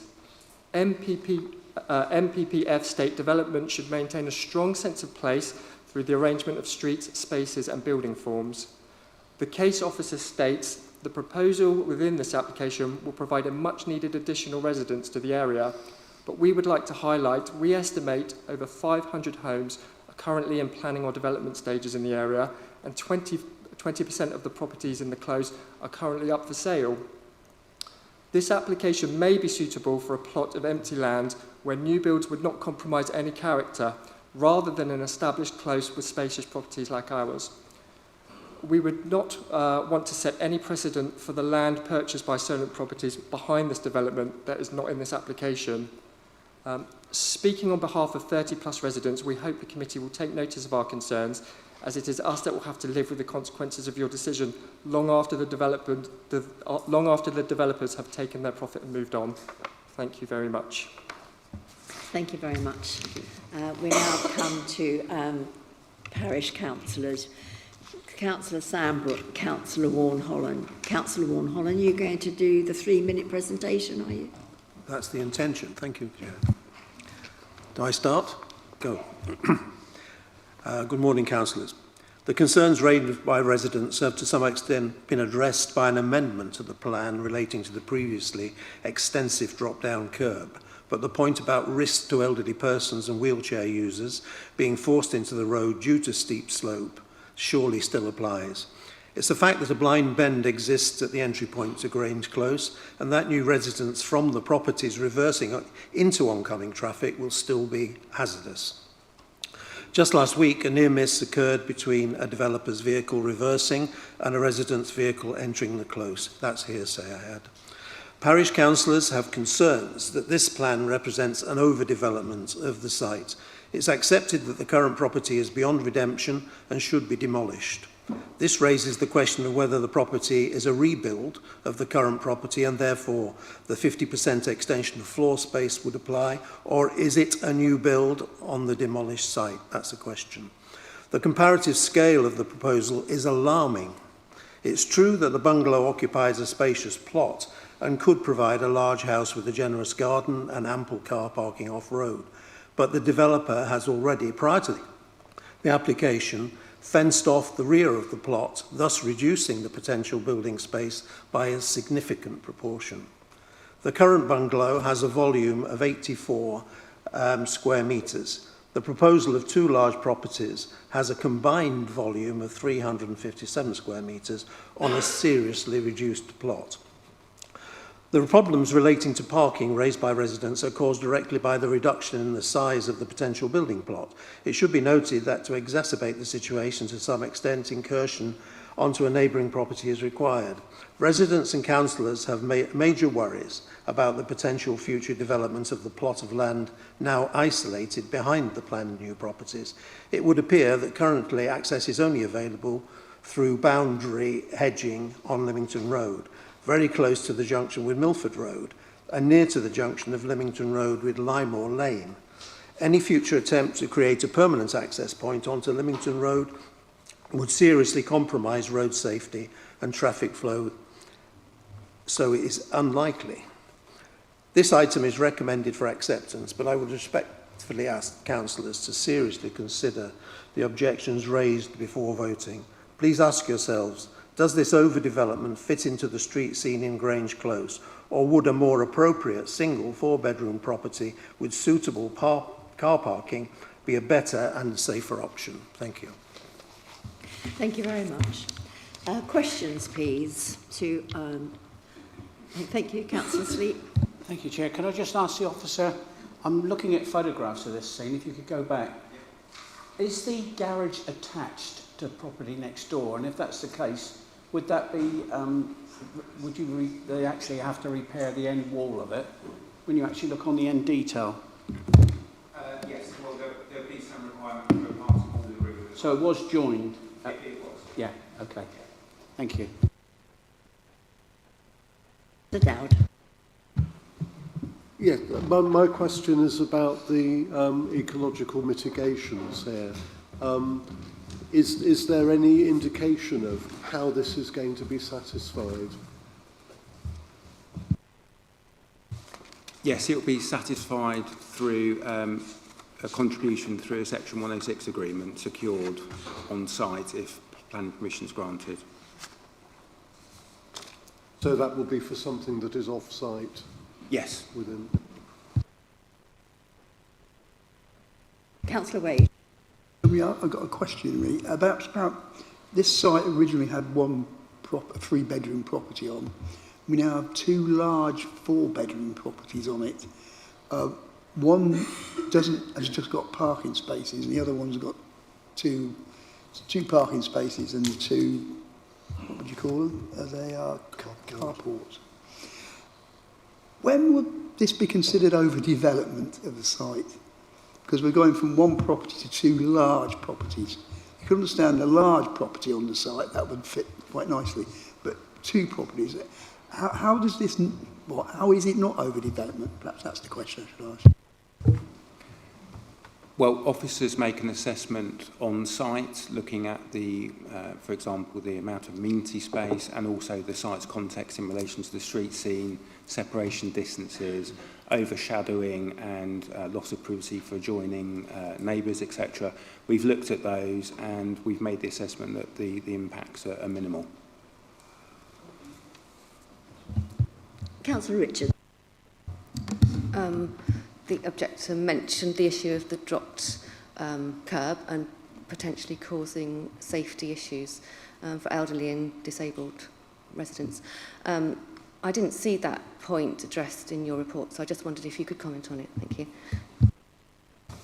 Yeah, when the applicant applies to HCC, which is the Hampshire Highway Authority, to extend the drop curb, they will have to apply, respect the standards of that as part of the submission, and in terms of gradients and so forth, they will be as per adopted standards and will address that issue, in my view.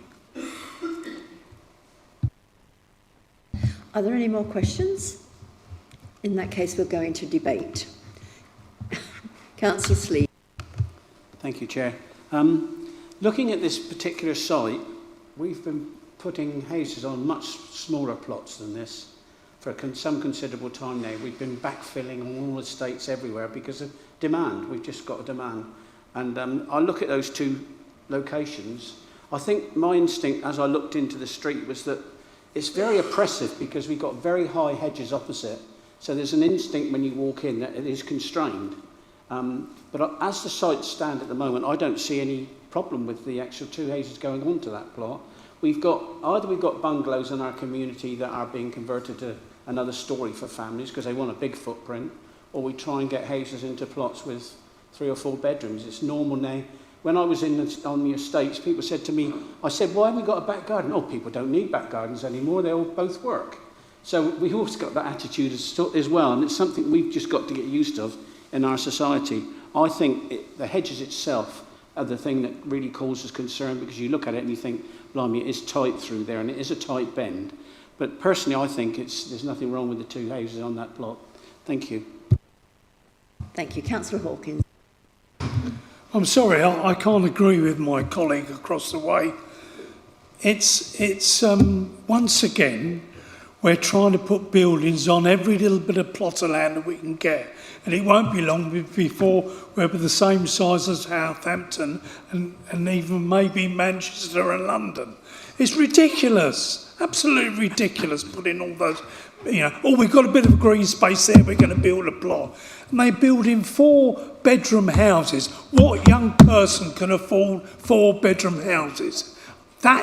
We should be building for the youngsters today.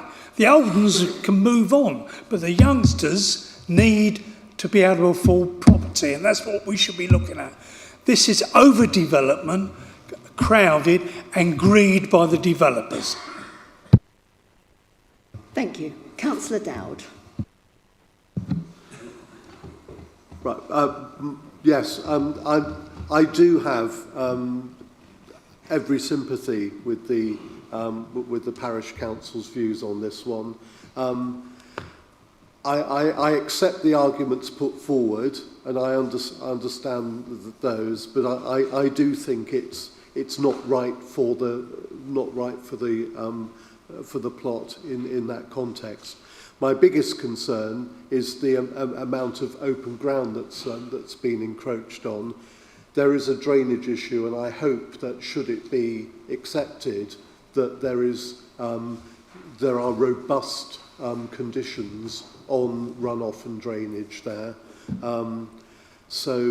And the ecological, I appreciate that this is how things are done, where there is mitigation, but that really doesn't sit well with me, I'm afraid, being an old buffer. I would ask that we have really very, very robust drainage conditions within the report, if it is accepted. Thank you. Do you want to comment on that? Do you want to make a comment on that? Yes, condition 15 attached to the report addresses drainage.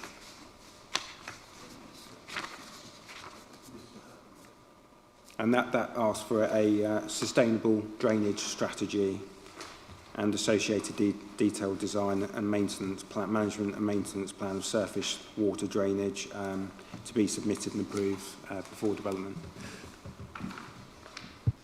Right, so basically it has to be satisfied before the application is granted. Well, it's subsequent to granting, but is approved before development starts on site. Councillor Richards.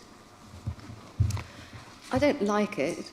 It feels like we're trying to fit a quart into a pint pot with 2 4-bedroom houses going on a small plot here.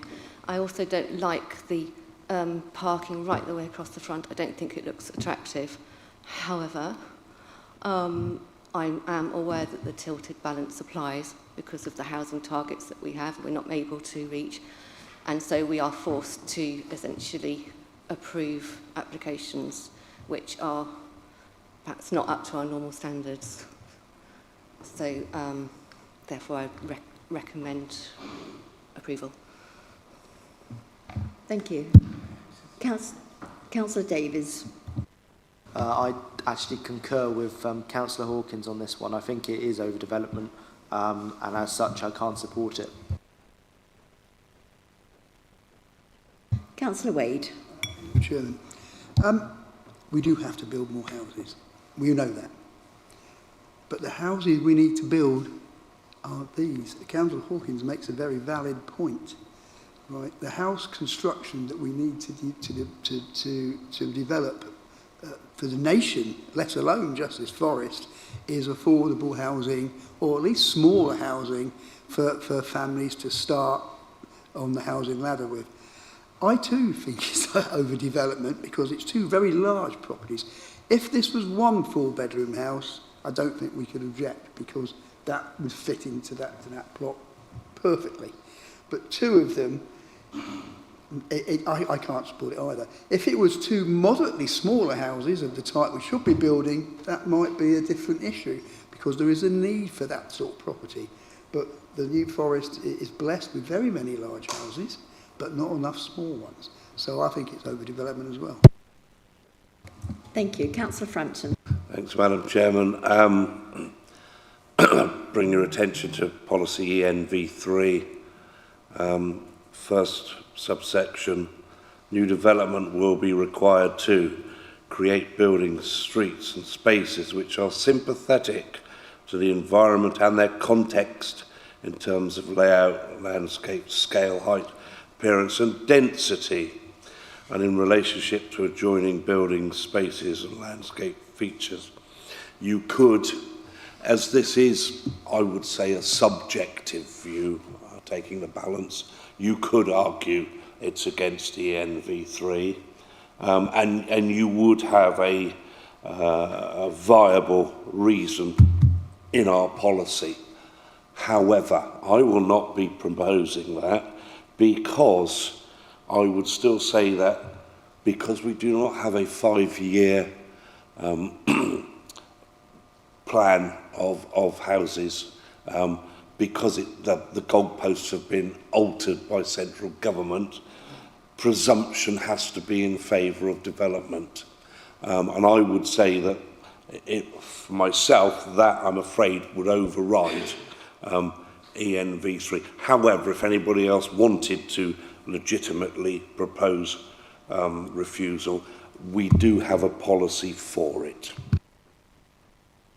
Thank you. Councillor Sleep. Can I just say I've looked at the along the street plan. I don't know whether you've got those photographs there, but the houses further down the street, they're all on-street parking. They're just off the fronts of their properties, so I see no difference there as on this corner. And the only thing on the corner I would suggest when you drive in there, you're going to be more cautious because you've got a property that's visible as you make the corner, so I don't see an issue with that at all. Thank you. Thank you. Does anybody else have any comments?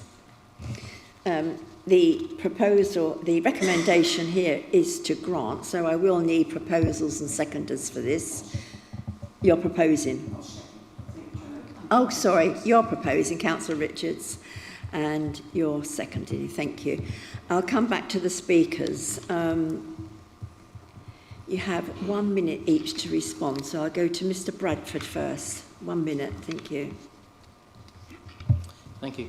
Just to pick up on the ecology point, looking at the ecology report and the landscaping scheme that's been proposed, there are additional landscaping and ecological enhancements as part of the landscaping scheme, and then there's also a separate planning condition to do with the biodiversity net gain and on that one there. And I think just coming back on the housing part, yes, it would be lovely to build lots of smaller houses, but in building the slightly large houses as well actually enables the housing market or people to actually move up as well, which frees a lot of these smaller houses for young families who are outgrowing their smaller houses and need to move up, which obviously then frees up smaller houses for first-time buyers, etc. as well. So, thank you. Thank you. Mr. Mora, do you have 1 minute to respond? Okay, so I've got a few points. I don't feel that the fact that all other houses on the close have got garages and front access, I don't feel like that's been addressed. So there's a real change of character in what's being proposed. We also haven't seen any road traffic assessment and those impacts. So we don't feel that's adequately addressed. And lastly, what's my other point?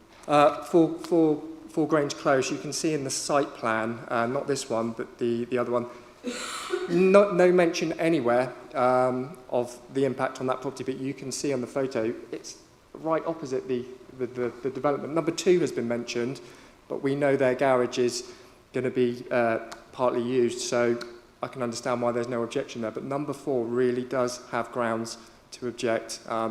Their privacy will be absolutely lost. You can see it in the picture in the plan. I don't know if we're able to get that back up or not. Thank you very much. Councillor Warren Hollard, you have 1 minute to respond. I think everything's been said, other than I'd just like to re-emphasise the fact that this site is not the original site that the bungalow was on. it has been considerably diminished by fencing, and has created an area behind the plot which is now isolated. So just to make that point, that we're not talking about putting 2 4-bedroomed houses onto a large plot. It is actually quite a reduced size, considerably reduced size, and the parking issue is then becomes real because there is not enough space on site. Also, the question has not been posed about where the visitors' cars go in a close which is single carriageway and very close to a blind bend. Thank you. Thank you very much. Okay, we'll go to the vote. So we have a recommendation to grant, which has been proposed by Councillor Richards, seconded by Councillor Sleep. Please, can you vote?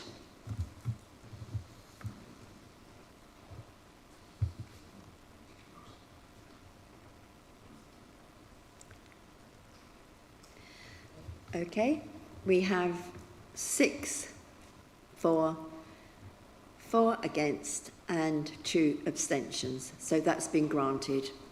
Thank you very much.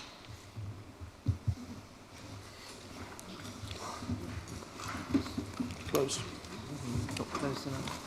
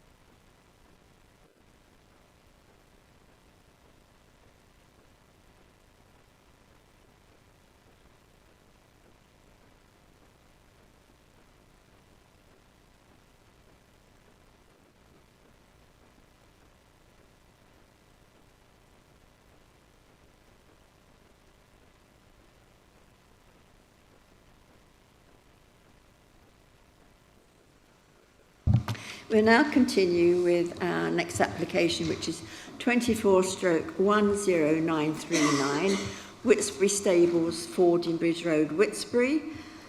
This will be found on page 75 of the agenda. And we have 1 speaker on this. So we go over to you, please, for the presentation. Thank you. Thank you. Sorry. Right, Whitsbury Stables, this is the red site plan. It's to the west side of the main road going through Whitsbury. And a bit of a wider context, the applicant owns a lot of adjoining land in the area, which extends, hopefully I'm correct, in the area here known as Top Stud. There's also further stables just off the north side of the map at the top here, and a lot of the land surrounding is owned as part of the business.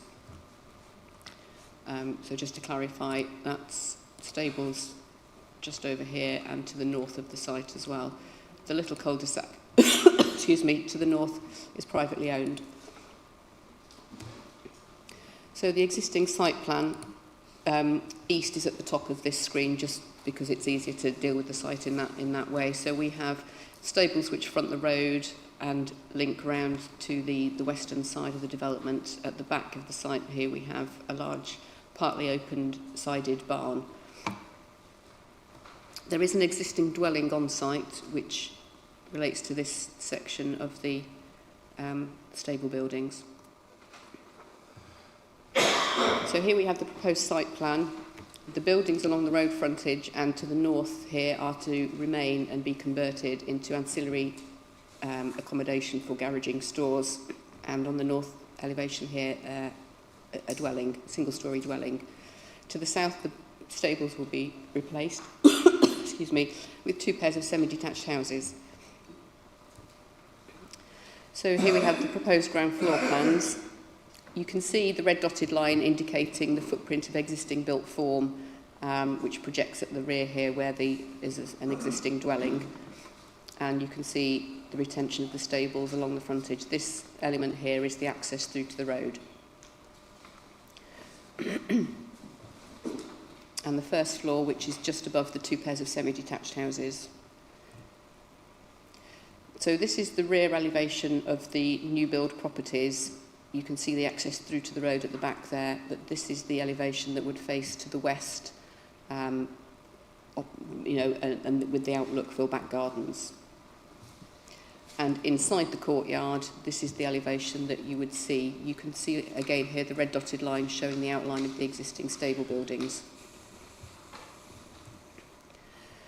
So the conversion element, which is to the north of the site, there has been some concern about residential amenity, but with regard to the privately owned properties to the north. This elevation in the middle here would face the ends of those gardens, and there is a very tall beech hedge between the two. The window in the gable here is an existing window which is being replaced. We have a study window below. Windows here relate to the hallway of the property, and then these small ones are secondary windows to the main living space, which has got a large glazed area facing the garden. And the road frontage doesn't really change at all. We've got a pedestrian gate on the left-hand side here, the main vehicular access into the site. You can see the roofs of the houses behind. When you're standing in the street, that's probably not a huge issue. Internally, you'll see that the stable doors are retained in a couple of places, but largely are going to be reopened in order to get access for vehicles. So moving on to the photographs, this is the rear of the projecting part of the residential property that's on site at the moment. And just to the rear of it is the open-sided barn. When that is demolished, that would make way for the garden spaces of the proposed dwellings. To the west of the site, just a bit of context, you can see the roof behind the tree here, which is the barn to be demolished. And you can just see the houses on the left there, which back onto the site. Internal to the courtyard, here we have Major's Farmhouse, which you'll see is quite closely related to the courtyard area. That element of built form there will be removed as part of the proposals. And these stables here converted. This is the stables to the north of the access point, which would be converted. And at the other end, here in the middle, we have the element of the stabling which would be converted into the dwelling, and the stables to the left there would be removed, as with the stables on the right hand of the other photograph. So moving to the recommendation, the proposal doesn't actually accord with policies DM20 or DM21 of our local plan part 2. The number of domestic roof lights in the proposed new build dwellings combined with the lack of a justified landscaping scheme would be harmful to the intrinsic qualities of the national landscape and contrary to policies ENV4 and STR2 of the local plan part 1. As such, the tilted balance isn't relevant, even though the council does not have a 5-year housing land supply, and refusal is therefore recommended. Thank you. Thank you very much. We come to Miss Jeffrey Chapman. Lily, you have 3 minutes to put your case. Thank you very much. Thank you, Chairman, for the opportunity to address the committee today. I trust you have all received the briefing pack outlining the unique merits of this proposal. I would like to highlight the material considerations that justify a departure from the officer's recommendation and support a resolution to grant permission. The application has strong support from the Parish Council, who recognise the need for housing in the village, the benefit to a local employer and the sensitive nature of the proposal, which entails a mix of conversion and redevelopment to form 5 new homes for occupation by those employed in the farm and stud. I would emphasise that this proposal is as much about supporting the local economy as it is about providing new homes. The existing vacant racing stables are somewhat disconnected to the Gallop to the north and have failed to attract any interest. The proposal will repurpose this brownfield site with an attractive design of 5 dwellings. The applicant took stock of pre-application advice and refined the proposal in response to comments during the application, amongst other things, rationalising the number of roof lights. Indeed, the proposal exhibits far fewer than the existing stables, and should you grant permission, it would be possible to control external lighting pursuant to enhancing dark skies. The stud employs 40 full-time staff and over 20 part-time staff, all of which live in or around the village. The business competes on an international footing, which brings investment to the New Forest and helps UK PLC's balance of trade. To attract and retain highly skilled, experienced staff, the stud provides on-site housing for all but 3 of their full-time employees. The stud now have only 2 remaining properties let on the private rental market, both of which are occupied by helpful contractors used by the company on an ad hoc basis. All of the houses are lived in by their employees. To reiterate, to allow the business to grow and remain competitive in the global thoroughbred market, the stud need to take on additional staff with the necessary thoroughbred experience, many of whom travel from around the world and require on-site accommodation. Therefore, the stud are not asking to build houses to sell on. They're not asking to build houses that they want to let on the open market. They're simply asking to build quality accommodation so that they can attract experienced staff to help continue to keep the business at the forefront of the UK's thoroughbred industry. The council's appointed agricultural assessor, who is determined that there is no need for new housing, has not visited the premises and has not met or spoken with any company representatives. The point that has been missed is that Whitesbury Farm and Stud is not a normal agricultural business, and the stud operation is an awkward fit with policy DM21.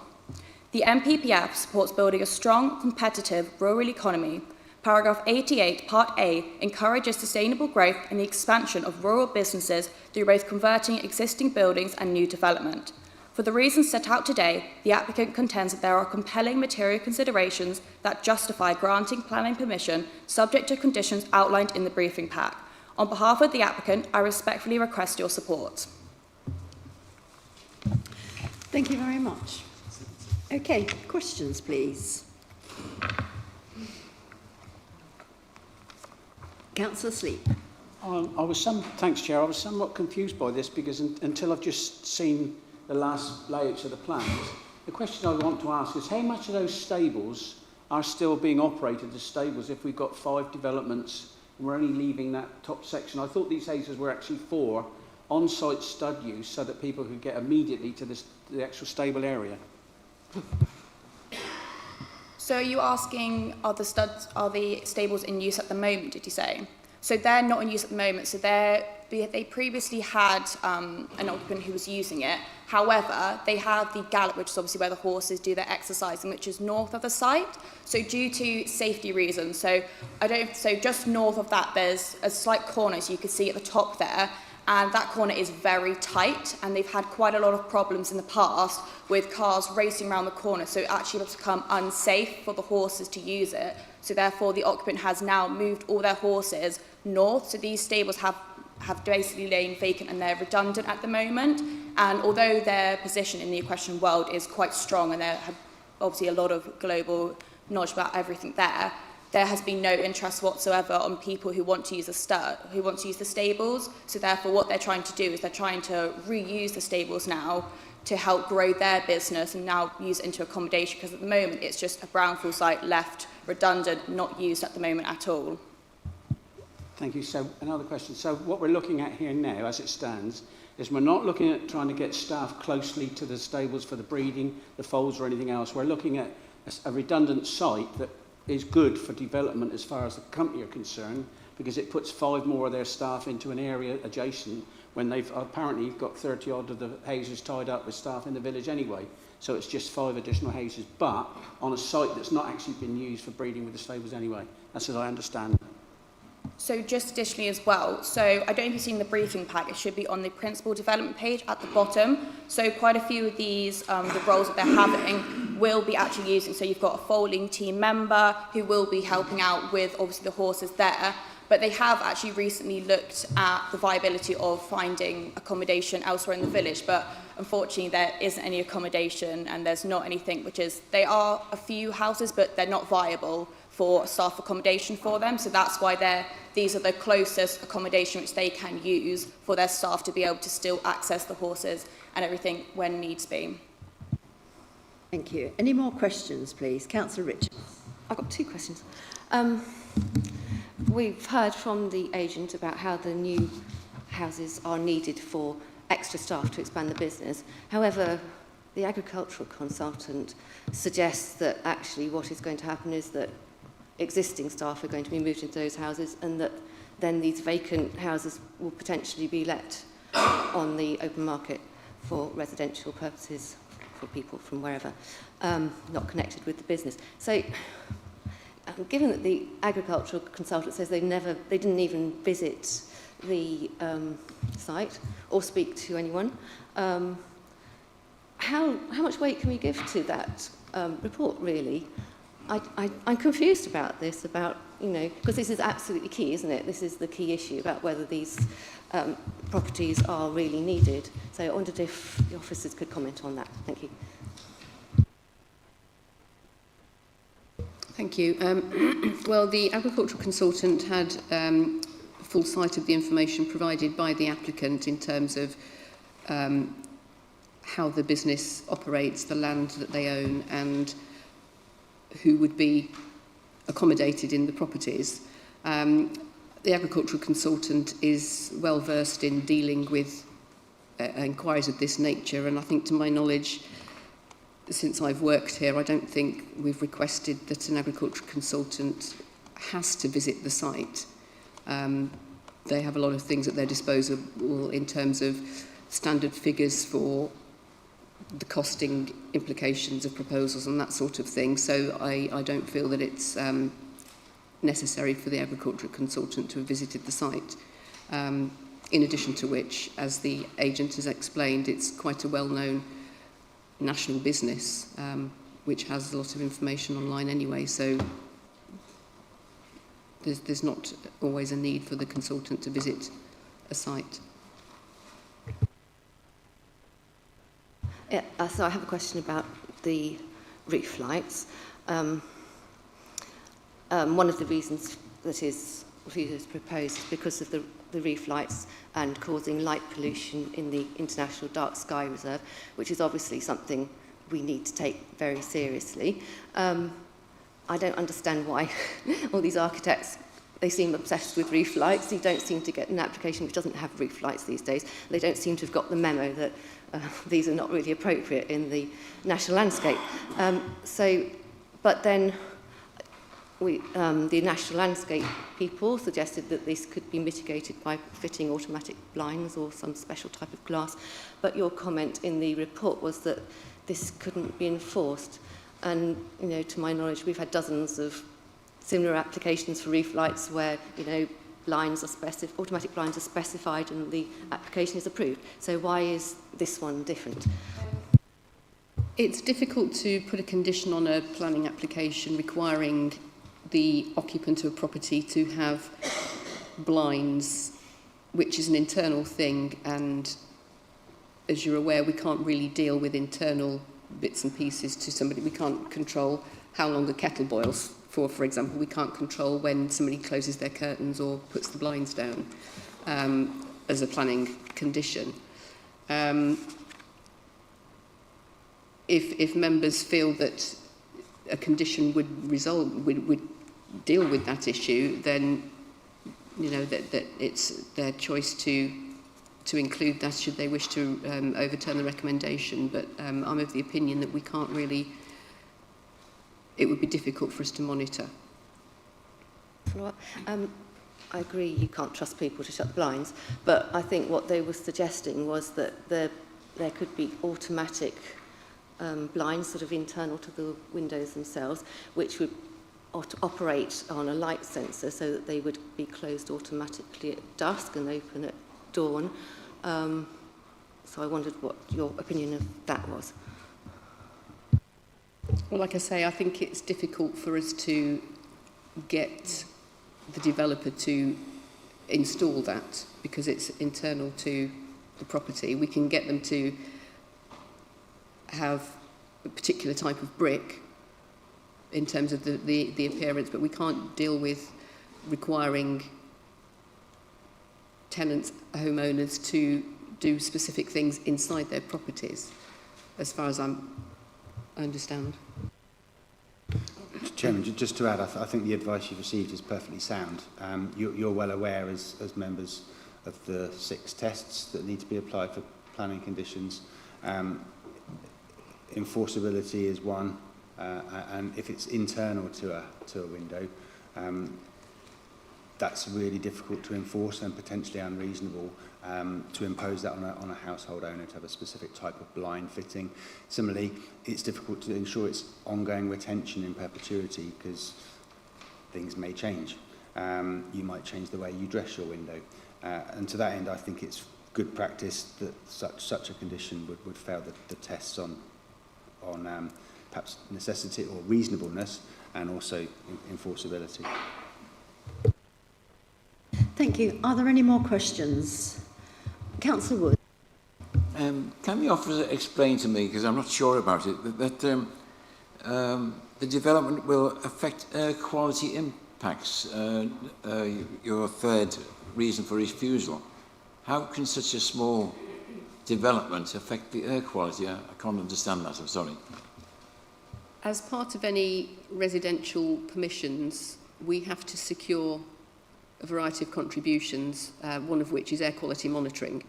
So without the legal agreement to secure the habitat mitigation and the air quality monitoring for this proposal, then it stands to reason that the application fails for that reason. If the applicants had secured the legal agreement at this point, then it wouldn't be a reason for refusal. So it's because the applicant hasn't supplied you with the information? Yes, that particular reason can be addressed through the completion of an appropriately worded legal agreement. Each residential property, I think, is required to contribute £112. So are we saying that they could then, if they refuse to say, that they could reapply and supply the relevant information that you require? Absolutely, yeah. Thank you. Any more questions? In which case we're going to debate. Councillor Sleep. Thank you, Chair. I'm in a dilemma with this application because initially, on reading it, I was tended to support the stud because it, not only because the actual parish council are in support of it, but my instinct when I first looked at it was that we were looking to actually bring on-site foal management and the rest of it, so that when they were actually in the stables, someone was right next door if there's any trouble with the horses. That doesn't apply, obviously. This is just a development of an area that it makes sense to develop it if you've got the chance to do it, so I understand that.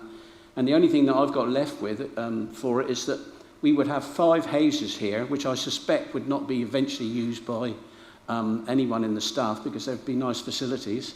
And that would actually allow 5 houses potentially in the town when they own or they've got residents in 32 of them or more.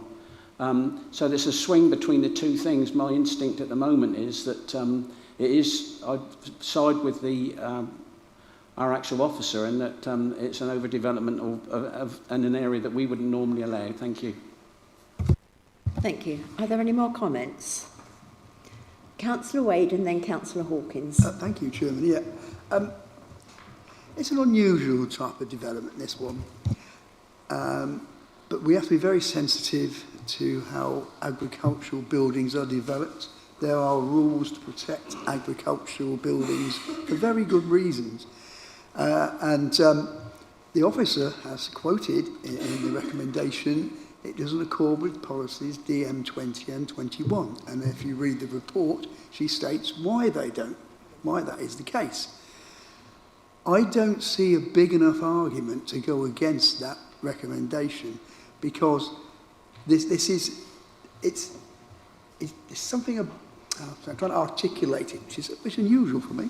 Not really again. I just actually think I'm going to go along with the officer's recommendation on this because it's just not something in it that I just can't pinpoint on. Just doesn't look right to me, apart from the obvious points that she has raised. So I will go with the recommendation. Councillor Hawkins. Thank you so much. I think this is a win-win-win-win situation. It's helping employ people. It's helping put the employees undercover and renting or whatever, however they're help running a business. It's bringing wealth to the area. I mean, what can we this is what we want. We want employment, we want housing for people. So I think, we've got to say yes, because it's a win-win situation. Why should we condemn these areas to unemployment? Do you want to respond to that, or shall I just go back to Councillor Frampton? You okay? Do you want to respond? No? Councillor Frampton. Quite interesting, Madam Chairman, and I can see why the Parish Council said it's much needed housing. But if you look at policy STR 4, subsection 3, where it says small rural villages, and Whitsbury is actually mentioned, it's quite interesting. It says that there's a potential for building if they are suitable locations for small-scale uses appropriate to the countryside setting, help maintain community life, including proportionate small-scale. The best bit is where it's specifically to meet local housing needs. Well, this doesn't. I'm afraid this doesn't. It's not. I know it's one of those where it is a business, but it's not agricultural. These are not redundant agricultural buildings, so it doesn't really fit the criteria. It says in the report it would be a departure from policy. If you remember, it was only a couple of meetings back when we were vehemently opposed to the conversion of a stable block in Dameron, I think it was, where they wanted to make it into a house, and we said there's absolutely no way. This is an AOMB, it's close to the Cranbourne Chase special area, and so we've got to be consistent with our approach, and that's why we have to refuse this. Thank you. Are there any? Councillor Richards. Well, this is in my ward, so I'm very familiar with Whitsbury and this particular site. And, it is absolutely true that this business is vital importance for the village. And as you can tell, so many houses being occupied by residents of the village. It's a very big part of the village. And also, the site is just not used at the moment. And I quite like the plans, which retain the entranceway, although it's not particularly special. It is quite a distinctive feature of Whitsbury, so it's nice that that is proposed to be retained there. Even if there's the consultant suggests these houses were for existing staff and more houses were to be released, I would say maybe that's against policy, but this is reusing a brownfield site, and in sort of the wider context, we have these ridiculous housing targets which are coming our way. In our local plan, every inch of the district is being in the frame for housing, even in the national landscape. So in that sense, I can't see that there is too much harm. However, I'm not happy about the reef lights. I don't think there's any reason to have these reef lights which cause light pollution in the International Dark Sky Reserve, and we've heard from the officers that it's not possible to condition these so that this is enforceable. So I would be much more happy with this if new plans were drawn up without roof lights. Thank you. Does anybody else have anything to say? In which case we need to go to the vote, but first of all we need to have a proposer for the recommendation, which is to refuse, and a seconder. Councillor Wade, seconding.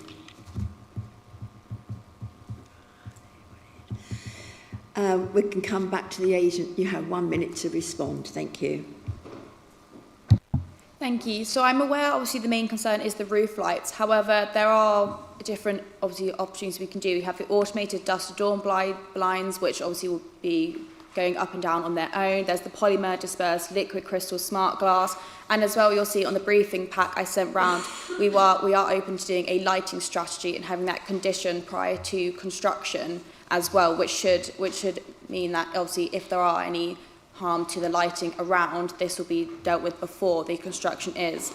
And I would also like to bring to attention obviously I know your housing lands, but I know you're aware of it, but it is a 1.53 years, which was published in August 2025. And obviously so it's very recent. And as well, these accommodations, they will be used by the stud staff, and for them to grow and keep, obviously they are the main employer of Whitsbury in the village at the moment, and for them to continue to grow and to encourage new staff to come and obviously to retain them, they will need the new accommodation, which is what this application was for. Thank you very much. We'll go to the vote. So the recommendation is to refuse. That's been proposed by Councillor Riley, seconded by Councillor Wade. Please vote.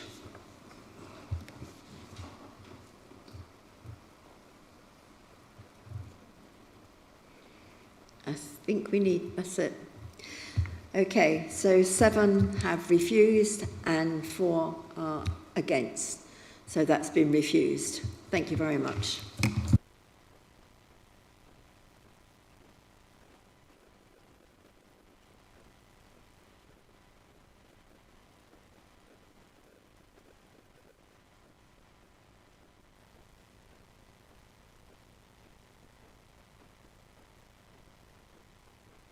Yeah. Okay, finally we have tree preservation order. This is TPO/0011/25. It's to confirm a TPO. You'll find it on page 93 of your agenda. So if you'd like to go ahead, please. Thank you. Good morning. Thank you, Madam Chairman, and thank you, councillors.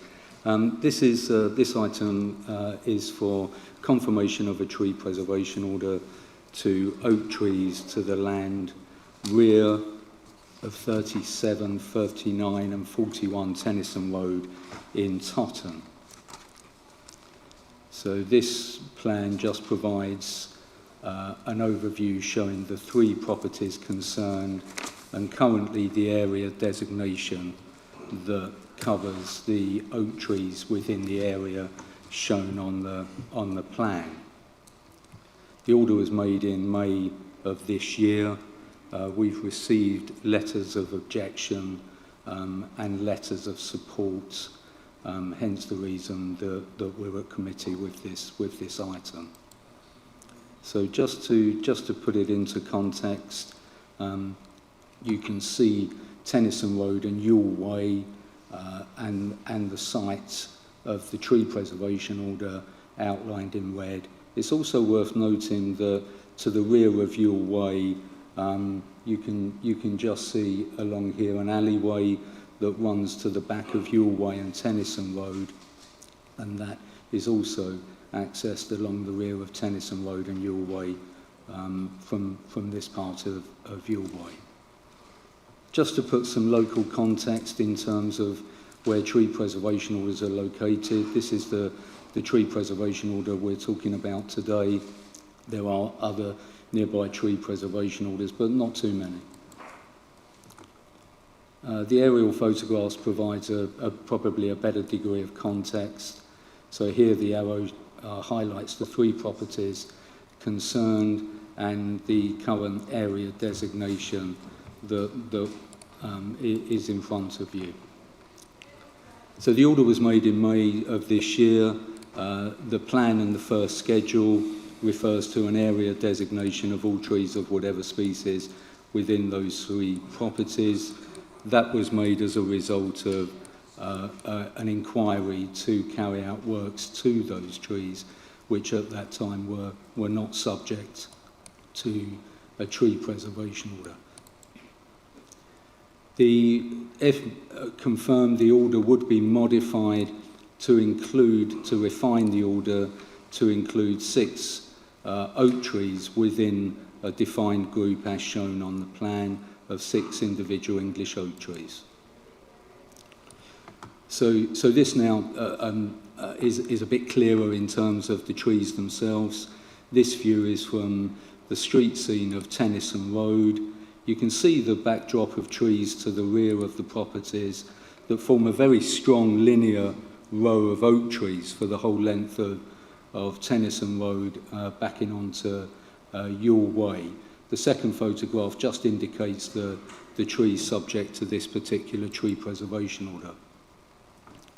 These street scene photographs are taken from Yule Way, and interestingly you can see between, on the left-hand photograph here, you can see this gap between the properties, which is the traditional access alleyway to the rear of the properties in Yule Way. And that gap actually shows, provides a pretty good view of the trees subject to this order, and they are a strong, significant landscape feature in the locality. You can just see the reference point here is on the left. This property has some scaffolding. You can just see that on the property behind the van on the right-hand photograph, and the trees subject to the tree preservation order clearly visible over the top of the rooftops. These are taken from the alleyway to the rear of Tennyson Road and Yule Way. You can see there's substantial mature oak trees that collectively provide a good, strong landscape feature. You can see at the back of the properties there's quite usual, normal garden paraphernalia in the sense of garden sheds and that sort of thing. The trees are coping with that quite well. And again, looking at the rear of Yule Way, you can see the group of oak trees subject to this tree preservation order. This was taken a few weeks ago, so clearly in full leaf and looking quite well. So the conclusion and the recommendation is that the trees provide a good degree of a public amenity to the locality. It would be expedient to protect them due to the threat that was evident, and the recommendation is to confirm the order as a modified order to a group in the interests of public amenity. Thank you, Madam Chairman. Thank you very much. I forgot to say at the beginning that Councillor Sleep has decided he wants to declare an interest on this, but we've accepted it and he can still vote. Thank you. And we have Miss Green. You have 3 minutes. You're supporting this. Thank you. Thank you, Chair and members, for allowing me to represent residents of Yule Way who wish to support the confirmation of the modified tree preservation order. Firstly, we would like to thank your tree officers for their assistance in this matter and would fully endorse the officer's professional assessment and recommendation to you. The mature oak trees subject to this TPO form part of a linear group that straddles the boundary between Tennyson Road and Yule Way, extending for approximately 200 metres and connect to other tree groups in the area. These trees are highly visible to the public domain, forming the backdrop to our properties, and as the report states, the trees provide a significant landscape feature and a good degree of wider public amenity. In addition to the public community value, the trees soften the urban environment. They provide a valuable ecosystem supporting protected species such as bats and nesting birds, provide canopy cover for shade, and in the summer provide privacy. Residents supporting the TPO emphasise that we need to protect our natural environment at every opportunity, particularly with the increasing development pressure in the area, but also due to climate change. NFDC recognise the importance of our natural environment through your Climate Change and Nature Emergency Declaration, but also through local plan policies. Even early discussions on the Totter Neighbourhood Plan recognise the importance of our natural environment to the character of the area and to the well-being of our community. In responding to the objections, the officer report states that prior to the TPO, tree surgeons were instructed by the owners to remove the trees due to health and safety concerns raised by residents on Yule Way. Councillors will, however, note that the letters in support of the TPO include properties sitting in closest proximity to and are immediately affected by these trees. The alleged concerns have therefore not been evidenced. In addition, no evidence has been submitted to demonstrate that the trees are in such a poor physical condition that creates a safety concern or at a significant risk of failure that requires their removal. The visual presentation to committee shows quite the opposite. The concerns raised can therefore only be perceived as speculation. Of course, there will be some natural dead wood as well as cracks and hollows, perfect for bats and birds, and all trees flex and move in high winds. These are simply features of mature trees. Whilst there have been a few trees lost in the Totton area, these are also isolated, and reasons why they failed are not before the committee.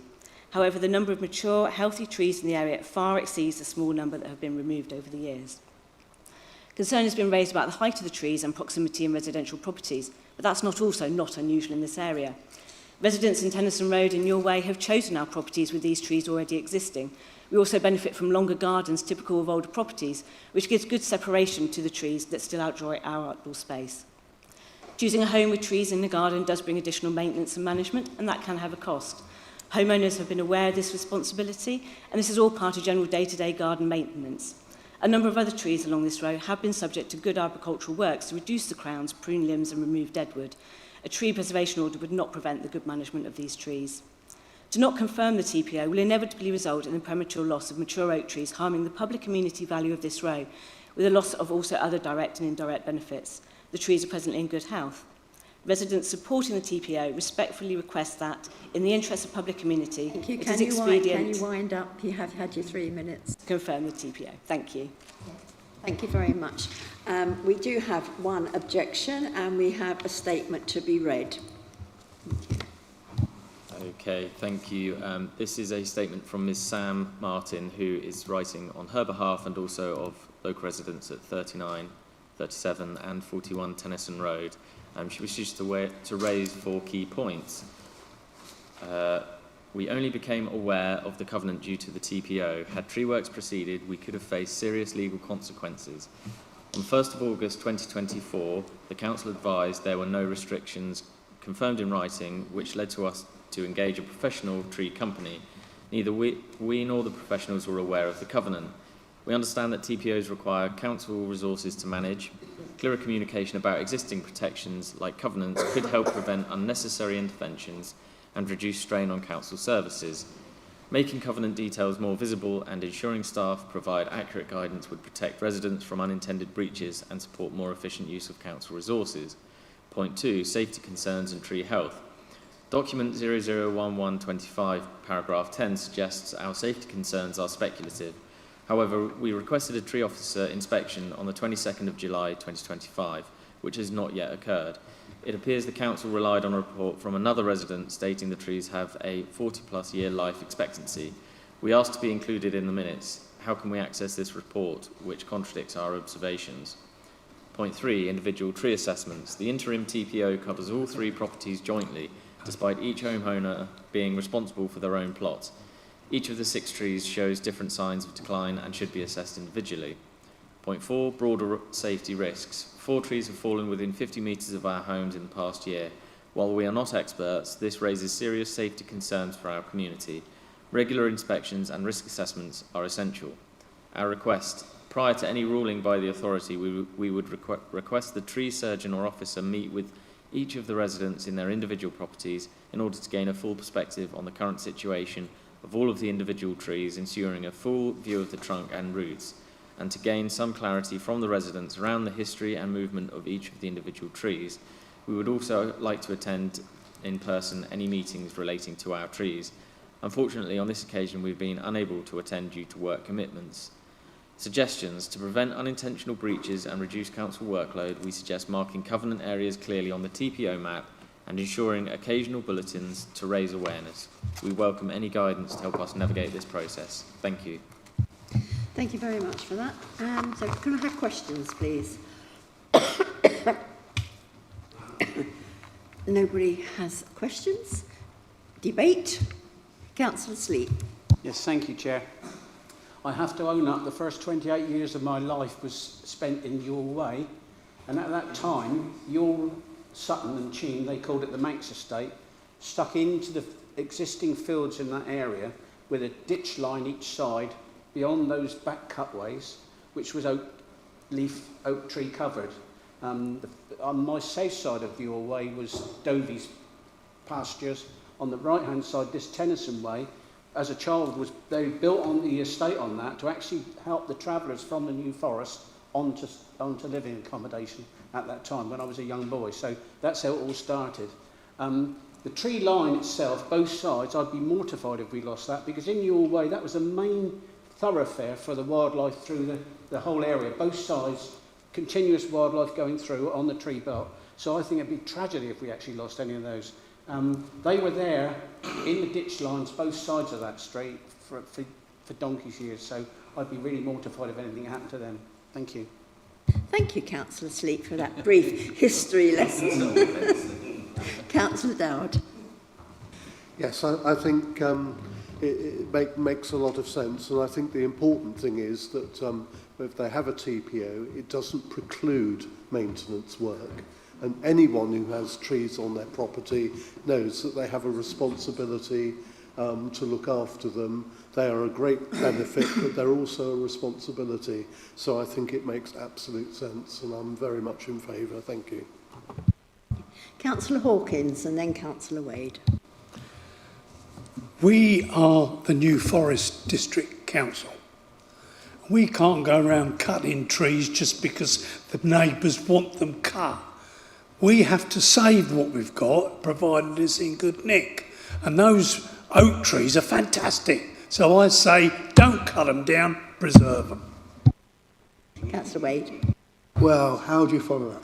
Well, Chairman, actually, they are really beautiful trees. And I propose we support the TPO because we should protect these trees. Do I have a seconder? Councillor.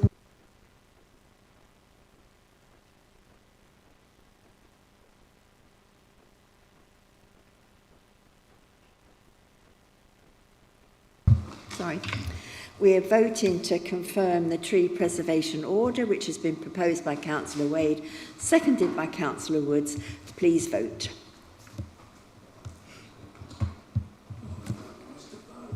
Should be coming through now for you. Thank you.